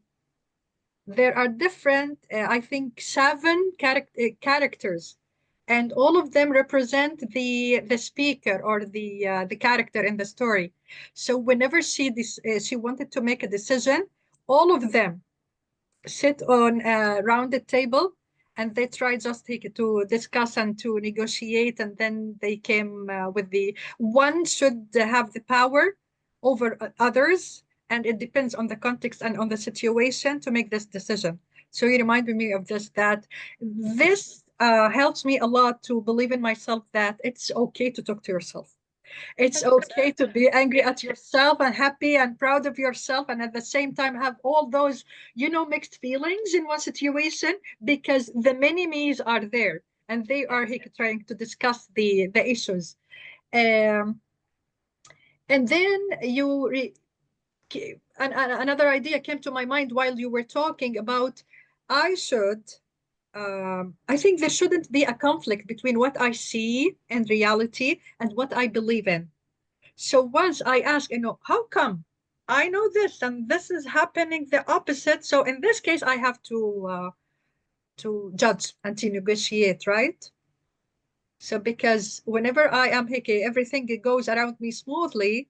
So yeah, I am in the right track, huh? On the right track. But once things like hickey makes me question things, so I have to question myself. Maybe if I am in the same circle, everything's going to be smoothly. But if I go out of the comfort zone to discover things and to meet new people with the new ideas, here I would get like shaked by what I see differently, right? It's when you put walls up, when you go out, and your ideas, your seven little mini me's have come to a place where they're comfortable. They've agreed upon something, and that's not part of you. And that's when I was talking about that feeling you get when you step into an environment, and all of a sudden they're all going, wait, wait, wait, we just made a decision, and this was not it. That's that physical feeling you get. This is not right. And people may be willing to hear you as to why you think it isn't, or people may not be willing. And that's where you have to decide, is this a place I want to be, or do I want to step away? And yeah, that's how we make some of those choices, I think. Yeah. So I have One last question regarding education and schools, whether I'm talking about academic institution, whether the schools for kids or universities and colleges. And I would start with you, Jana, and then Susan. Do you think, how far do you believe in the academic institution as the transformative stage for kids? So they were raised in a community, okay, with everything imposed on them. So they have to believe this and that, and then they go to the school. How do you think that it would help them? I mean, regarding their individual identity and how to make the harmony between their individual identity and the collective identity. And it's a double-edged sword, because there are two things that kids are doing, particularly at a young age when they start school. They are now encountering different ideas, different structures, different ways to approach things, think about things, make choices. And when you're very little, that's hard. I mean, it's sort of, in a way, it's actually not hard. There's no thought put into it. You go with your gut as a child. Um, does that make you, does that define you? No, it starts to give you parameters for thinking. But what I think we don't do is we're so, and I'm speaking for education in the United States, we are so limited in the power we want to give children to participate in their own educations. You know, children aren't encouraged to ask a lot of questions. They're encouraged to memorize what's being told to them. And I had a student, once he reached the college level, look at me one day. We were discussing evolution, which is a topic we teach in anthropology, human evolution. And he looked at me and he goes, I don't get it. And I'm just not as smart as you. And I said, back right up, stop. One, you are smarter than most people in this room because you wanted to say that you didn't get this. So we needed to back up and cover it again so you could get it. Two, it has nothing to do with me being smart. What I've been exposed to that you haven't been exposed to is a very expensive education. That does not make me smarter than you. It makes me educated. So some of my decisions come from education, and others, diesel stop, and others come from that knowledge that is inherent in all people. The practical, the common sense, the soaps, the social interaction side of things, which is what we learn. We grade kids in kindergarten on sandbox, which is learning to get along with others. Do they play well with others? Do they share? Are they kind? We actually give grades, smiley faces and frowns, to children beginning education. And what we do to adult children in college is then we start to punish them for doing the very thing that we ask them to do, which is learn. Learning isn't easy. And, a grade determines everything.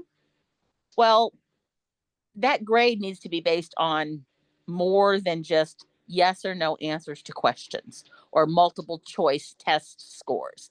It needs to be based on, has this person mastered a skill? Have they been able to present their ideas in a clear way, and have they shown the work? It's not have they come to the same conclusion as you, it's have they shown the work as to how they got to where they are. That's what a college grade is supposed to be based on, in my opinion. I don't know that I'm the norm. And if we relate it to relate your opinion to the reality. Anthropology is unique in that we tend to be the weirdos of every campus. Everybody assumes we're the touchy-feely hippies. We like to play in the dirt. We notoriously travel in groups to faraway places, which means there's all kinds of who knows illicit activity going on within this small, tight-knit group. So we don't fit the norm in the education pattern, nor in even the structure of the university. I was attending a Board of Regents meeting to explain our project in Oman, because Yuri had already gone ahead to Oman. And I was sitting with the dean, and this was many years ago, and it was right after the Rodney King riots in LA.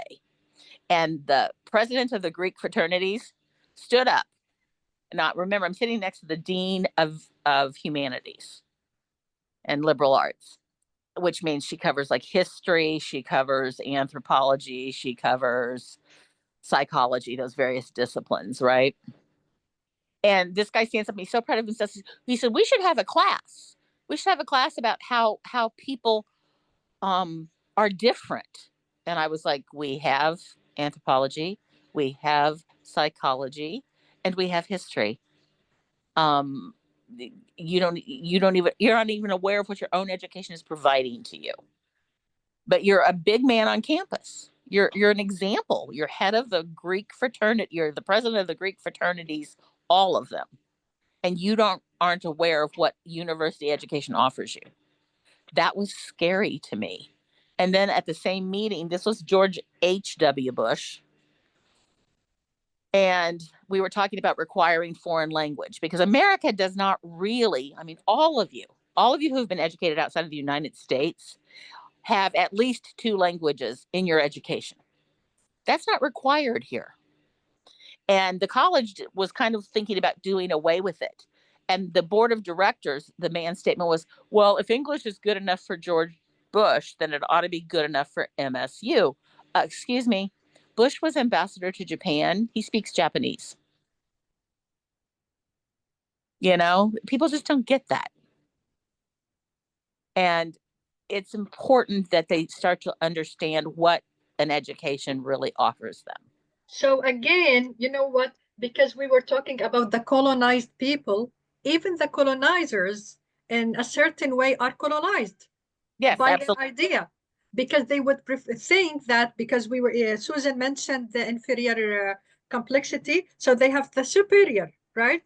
They would Mhm. say that everyone should speak our languages, and they are the losers because Mhm. they did not learn any other languages. So yeah,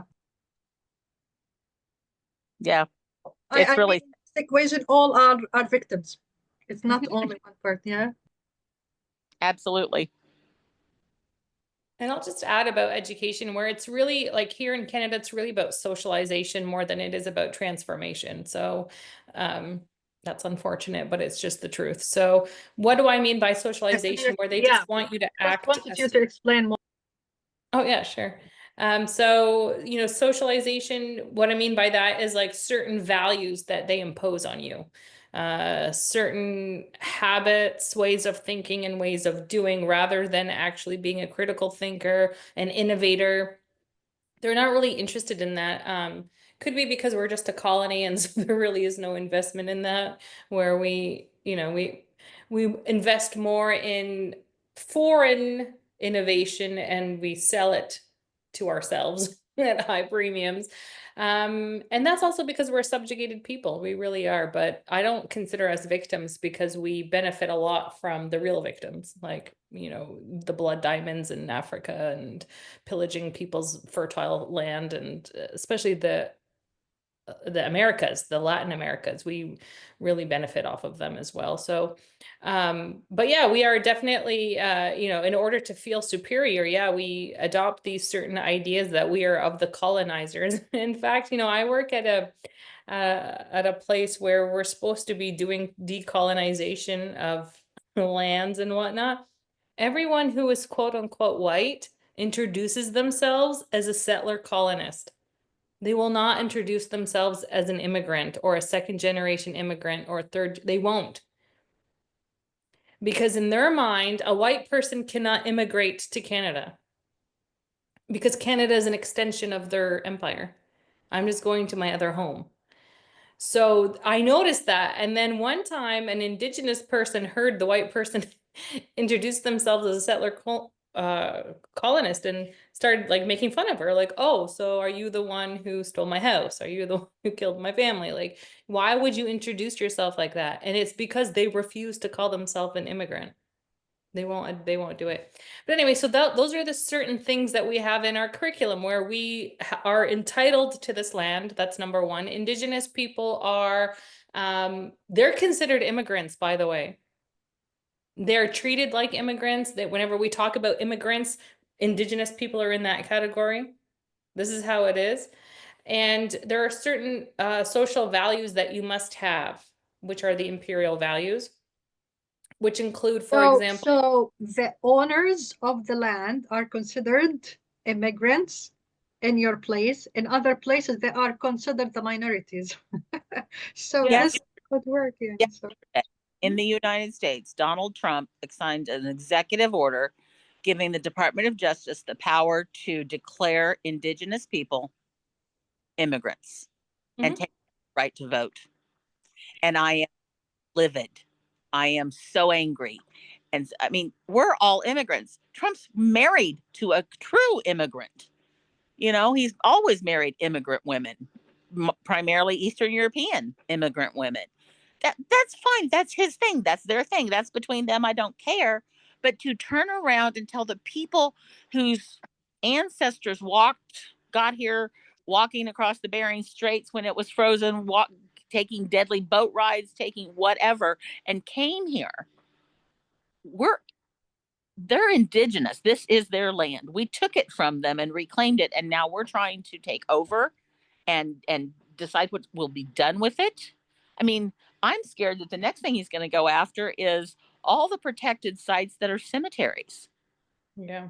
You know, because people bury people differently. I mean, it goes back to the Greeks. The Greeks called everybody who didn't do what they did with bodies barbarian. Well, there are indigenous people around the world who do all kinds of different things with their ancestors. There are groups in South America that ingest their ancestors. They burn the bones, burn the body, burn the bones, churn it up, and put it in a stew. And the actual physical relatives of that person eat that soup. That's where we saw also some people, indigenous peoples in the Amazon getting very sick because certain people were eating the brains. It's not really great to eat human brain, apparently. But that's been a tradition in that culture for so very long that they had a hard time letting it go. But we can't do this. We can't take away and change and pretend that the reality didn't happen.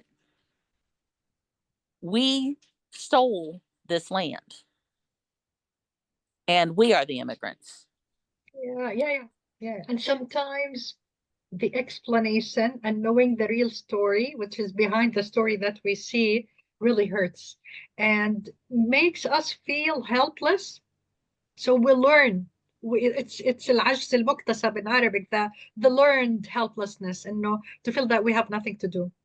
So in this case, what comes to relieve us and to help us, religion, and that there is the judgment day will come, and everyone is going to get his right back, because we have nothing to do. We understand everything and we see everything, but we have nothing to do regarding this. So yeah, it is so sad, and so a lot of anger, you know feeling oppressed and depressed, and yeah.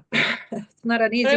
will highlight what you said about the history. So yeah, that's definitely one thing that we can always teach everyone is the real history, right? So Yeah. I think that's really important. And also to let people know that we are not on this linear trajectory of progress where civilizations are destroyed and rebuilt constantly, and that's really important so that people don't dismiss the past and don't dismiss the progress that we are benefiting from our ancestors. But just on the last point I wanted to make about the education system, I remember when I was a child, I was in grade 5. There was a boy who was very popular. All the girls loved him and all the boys loved him. He was, super handsome, super smart. And so everyone loved him, but he was also a bit of a rebel. And I remember there was a very big story in our news, which was like there was a basketball player, I think he was Muslim, and he refused to stand for the Canadian national anthem. And so this goes back to why, like, how we get socialized at school. Standing for the Canadian national anthem is like standing for God. Like you have to get up there and do it. And we actually have we had two Jehovah's Witnesses in our class who refused. It's against their religion. And so they would always be sent into the hallway so they don't have to stand for the national anthem. But the way the teacher spoke about this story showed how she saw our Jehovah's Witnesses. So anyway, so she came and she said, "Can you believe this basketball player you know, he refused to stand for the national anthem. This is so bad. And she's telling us like a lecture. And then that boy, the super cool guy, he goes, that's awesome. Right. And she got so mad because now we have rebellion in the ranks and he's super influential. This is going to give the other kids ideas. And so she wanted to make an example out of him. She said, you come up to the front of the class. He was like, okay. He comes up to the front of the class and she said, you said that was awesome that he didn't stand up for the national anthem. Why? And then she was so happy like that. And he goes, because he stood up for what he believes. And she goes like this, oh, okay, you can go sit down. And it's like that, like they don't even understand that some people have principles and some people have dignity and some people have honor. And there's some things that they're not going to bow down to because when you're in an education system that just wants to socialize you, they forget all of those things too. They forget that maybe these values are not inherent, that a national anthem might not be inherent to everyone. Or the So response anyway. is different. Colin Kaepernick, the football player, who during Black Lives Matter, rather than stand and put his hand on his heart, he knelt. In the military, when the national anthem is played at a funeral or something, often military people kneel. That's their way of showing respect for the deceased and for the fact that they stood for the flag. They fought for the flag and they died, so they kneel. So he wasn't doing anything out of character for the flag, for respect of the flag, but because nobody else knew about it, nobody else understood it, he got so blackballed for his behavior. And it was so, because I stand, but I don't follow all the rules.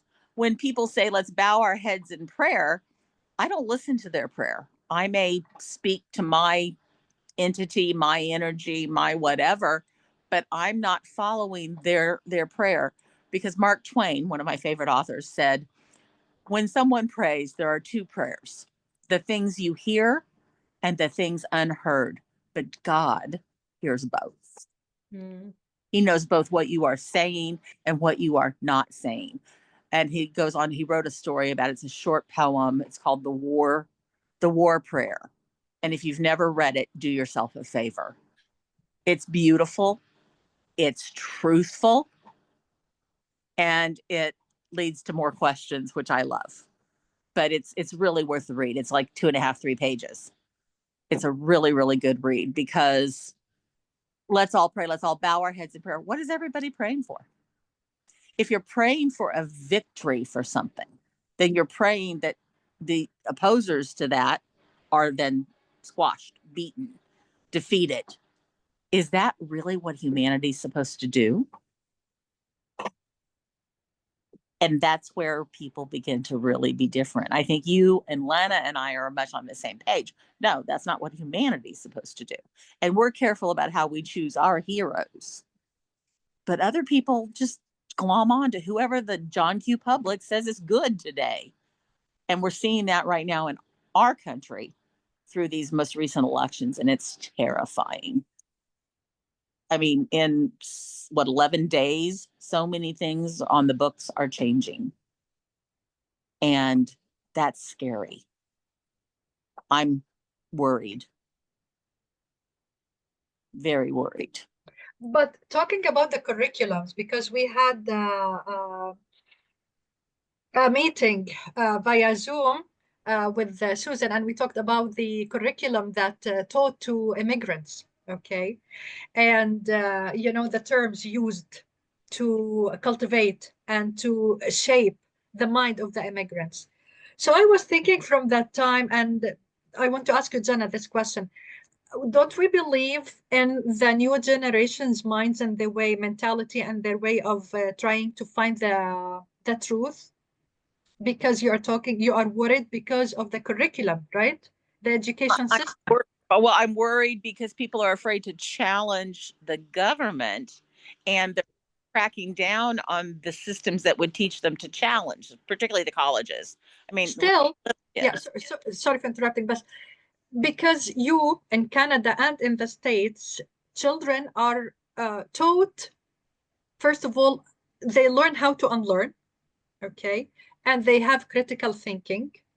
abilities and skills and creative thinking skills, and still they are, you know, I don't know, yani we are worried about them. Only because, again, they're trying to limit what they can be taught. That's the scary part to me, that they're trying to limit, like talking about the Civil War and the secession of the states, and everybody's like, oh, it was about slaves. It didn't start out about slaves. Lincoln didn't intend to free all the slaves, which is the way it's always taught in high school. Lincoln intended to free the slaves. No, he actually put it on the books that no one could add to the group of people that they quote unquote owned. Slavery would no longer be an economic expansion motive. He didn't intend to free them all, but because the South wanted to secede, because they didn't like that, it became a war. And then when the North won, he then freed all the slaves. Not his original intention. And people don't know that. It's like they teach in high school, also because I interact with the high school teachers who teach AP, which is Advanced Placement College Credit History. I kind of know what their curriculum actually looks like. Everyone tells you that Emperor Constantine of Rome, made Christianity okay. That's not true at all. He issued the Edict of Toleration. Christianity would be tolerated within the Roman Empire. He did not say Christianity was the religion of the Roman Empire. That came 200 years later under Theodosius. And people aren't taught that. People aren't taught that the version of the Bible, because that's what we read in the United States primarily, that their reading has been written and translated and codified and changed at least 18 times from languages that very few people speak because they're dead. Old Hebrew, Aramaic, Classical Greek, those are dead languages. No one speaks them or knows them fluently anymore. That's the difference in the Bible and the Quran. Classical Arabic is still known by many, many people.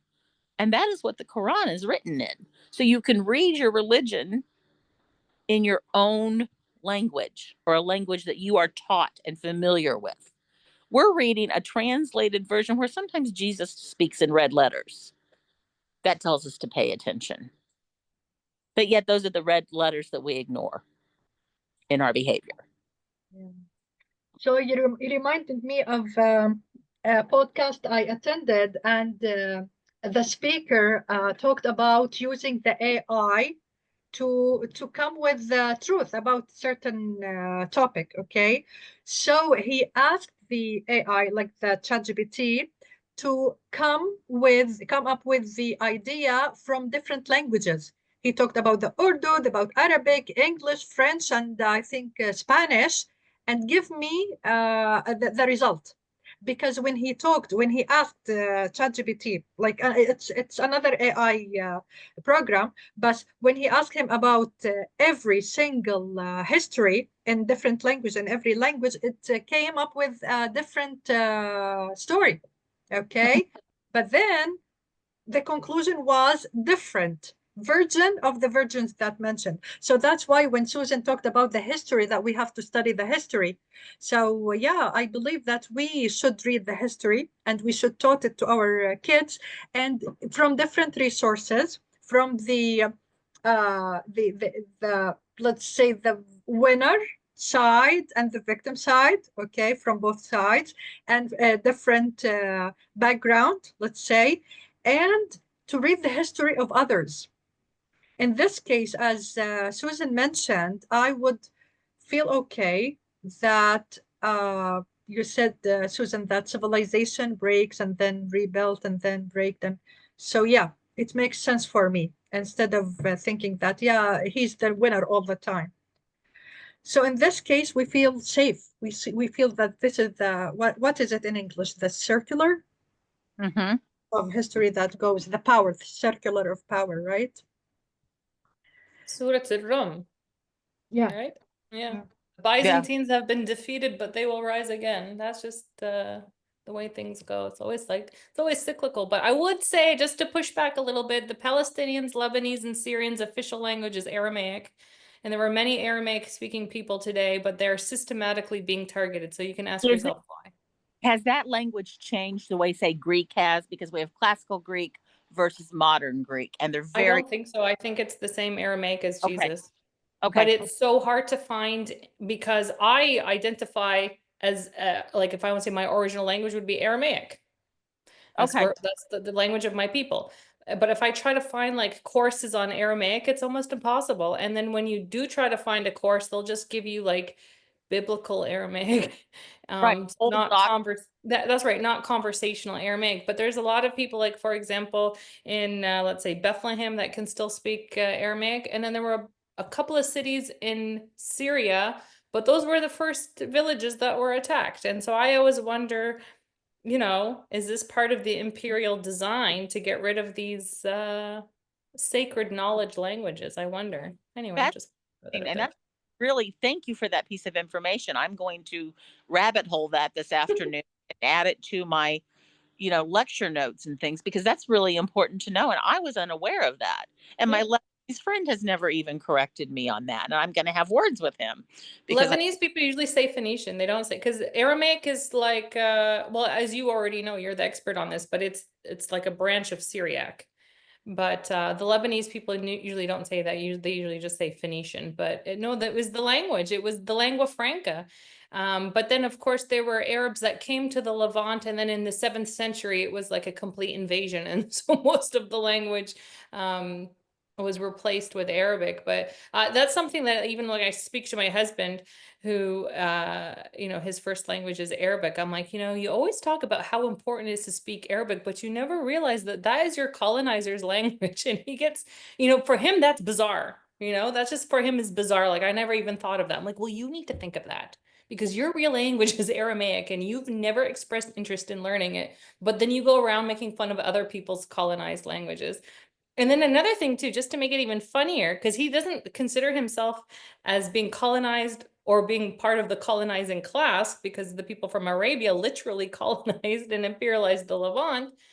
He goes around and he starts Arabicizing everything. You know how we were saying about how the colonizer will come and Latinize things? Or Hebrew-icize things, depending on where you're looking at. He does that too. We were watching a movie and he goes, "Oh yes, here comes Queen Amat Allah." What? That's Queen Amidala. We're watching Star Wars. Why do you do? Well, that's just how they are. They just come and they start Arabicizing things. I'm like, isn't that also imperialism and colonization? So that's just the funny thing, is that we internalize it and we do it and we don't even know. So it's just He kind of wants fun. to emphasize his identity. So you're taking us to different in different place, to different level, yes, Susan. بس هلا عن جد one last question, okay, because I don't want you هيك to keep you longer. Where did you get your curiosity from, Susan? My what? Curiosity. Once you are curious, so you want to read more, you want to investigate, you want to search, right? So where did you Well, a get? lot of it honestly is I like, mean, honestly, why oh, am I sorry. asking this question? Just to know the connection between the academic institution and education in Canada and your knowledge. And the same goes to Jana, but let's start with Susan. I'll try not to ramble, although I am a rambler, and I think that's a song called The Rambler. I'm a rambling man. I'm a rambling Yeah. man. Yeah. Yes. Okay. So honestly, Lana, like, as somebody who, doesn't look Anglo-Saxon, and then I would go back to Jordan and I would see people like Lana, my cousin, and she wouldn't wear the hijab because she was young. And then I would see her and I'm like, oh my God, my cousins look like they're from Austria. So that was like the first thing in my mind, that these labels that we have are not they're not impermeable. There's a lot of like fluidity to everything. So, what you look like is not really tied to your ethnicity or where you're from necessarily, because again, like even just looking at the diversity in skin colors and of my family. So that was one thing, and trying to reconcile that, as a young child coming back, and I'm like, okay, I don't really fit in with my white looking family, but at the same time, I don't fit in with these white looking people who are not my family. Who am I? So that was something that was when I was a kid, because we always look at things superficially. Then growing up and realizing that these labels are really meant to control you rather than to give you any sort of definition or guidance. You know, if they give you this, you know, you are a girl, or you are from this country, or you were whatever. Even I remember my neighbor who she came from England when she was 6 years old. Nobody saw her as an immigrant because she came from England. In fact, they looked at her like she was God. And it was like the biggest deal ever that we got this person from Britain. And so that also stuck with me too. So I started realizing, okay, some immigrants are more equal than others, right? Like Animal Farm, like some people are more equal than others. And so that, you know, you start looking and start paying attention, like, okay, who has the social value, right? Who's given that social currency and who is not given that social currency. And then, you know, you growing up, and as I said, like I did everything that the social contract that we have, you know, you listen to your parents, follow the law, be good, be a good person, be kind, study, get good marks. And then, you know, you end up not rising out of anything. You're the same. You're in the same situation that you were. And you start thinking, like, what if I didn't do all of these things? What if I had said no or pushed back? What would have happened? And so that's where my curiosity started to come, because everything that I did, it didn't pan out the way I was told. So I said, okay, well, there must be a reason and a rhyme to it. And yeah, so I decided to do my master's and my PhD because I really wanted to understand, like, what are the systems that we're in, how are we socialized by these systems, and then what are ways that we can create our own systems that actually mean something materially, not just spiritually, but even materially. So anyway, that's me. So I'll just pass it over to Jana. So you were trying to find yourself, to understand yourself more, your identity, searching for your identity. 100%, yeah. Yes, Jana. Repeat the question again. It's about your curiosity, about you're eager, always eager to know everything. Where did you get this from? My father was an avid, my mother too, reader.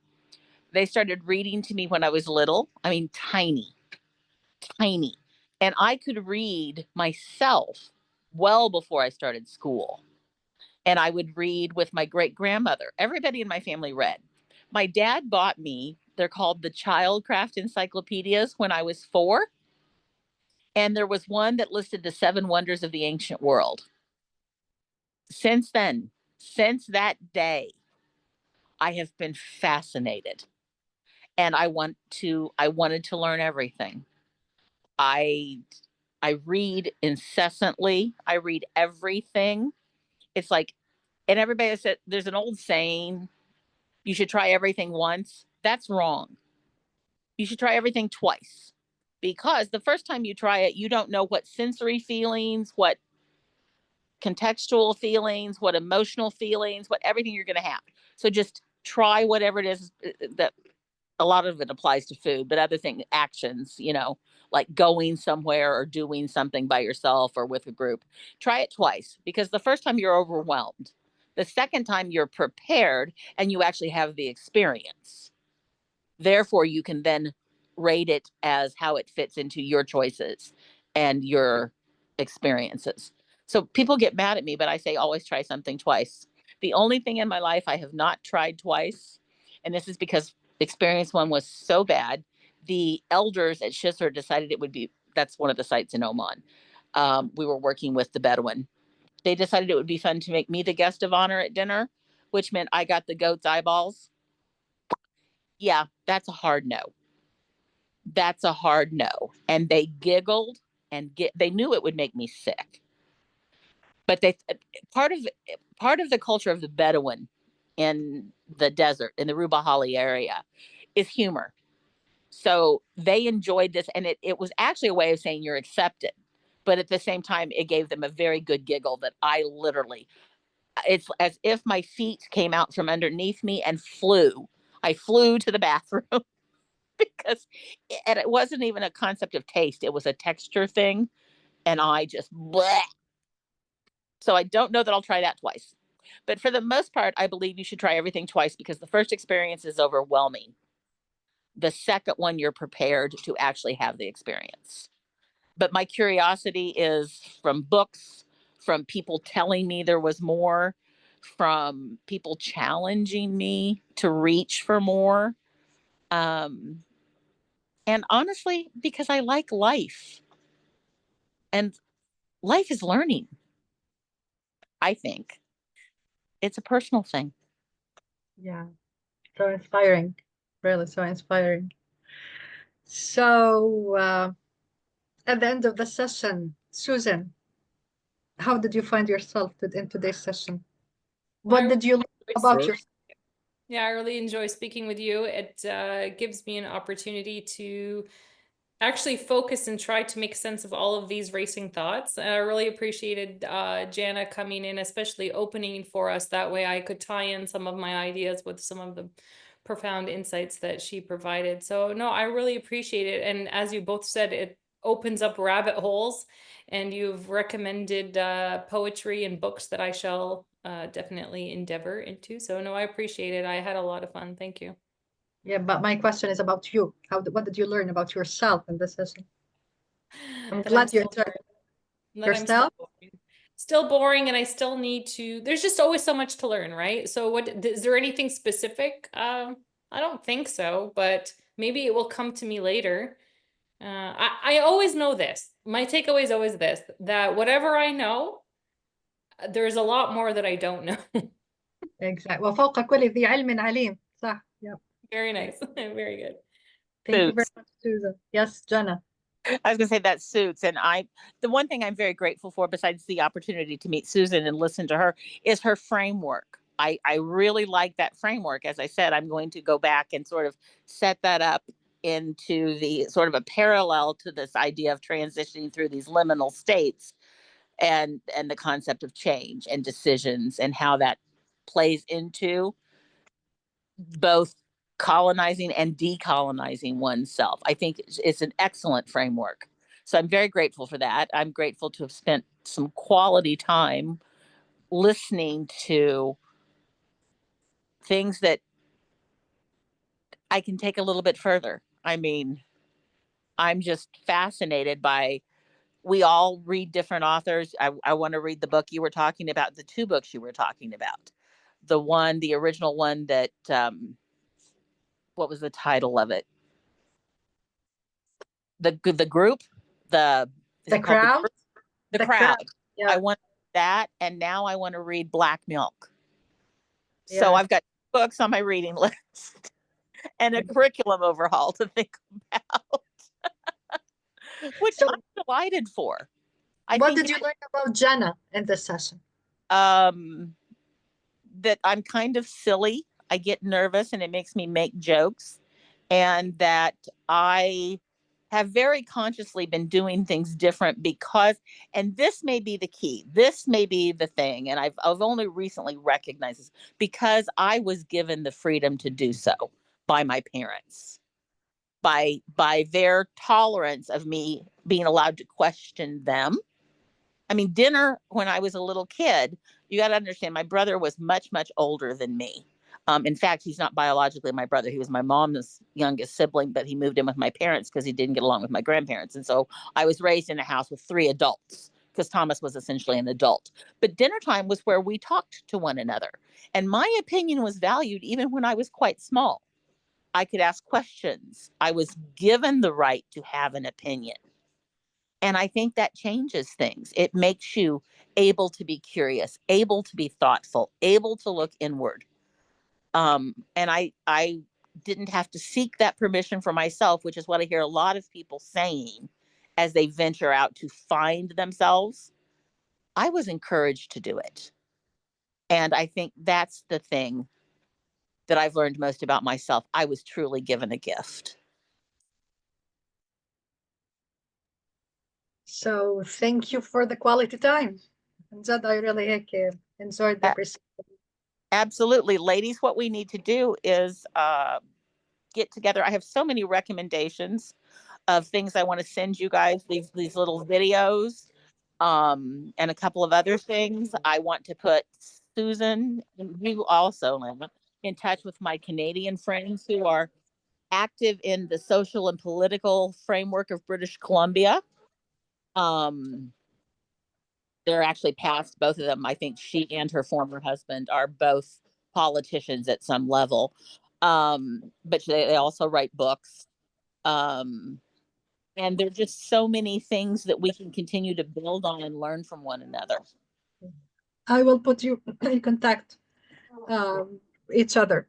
So thank you very much. And thank you for those who stayed with us till now. Till we meet again, stay safe. Good night. My Have friend, Good sleep night well, for everyone. all I look you. forward to speaking to you. bye. Good night.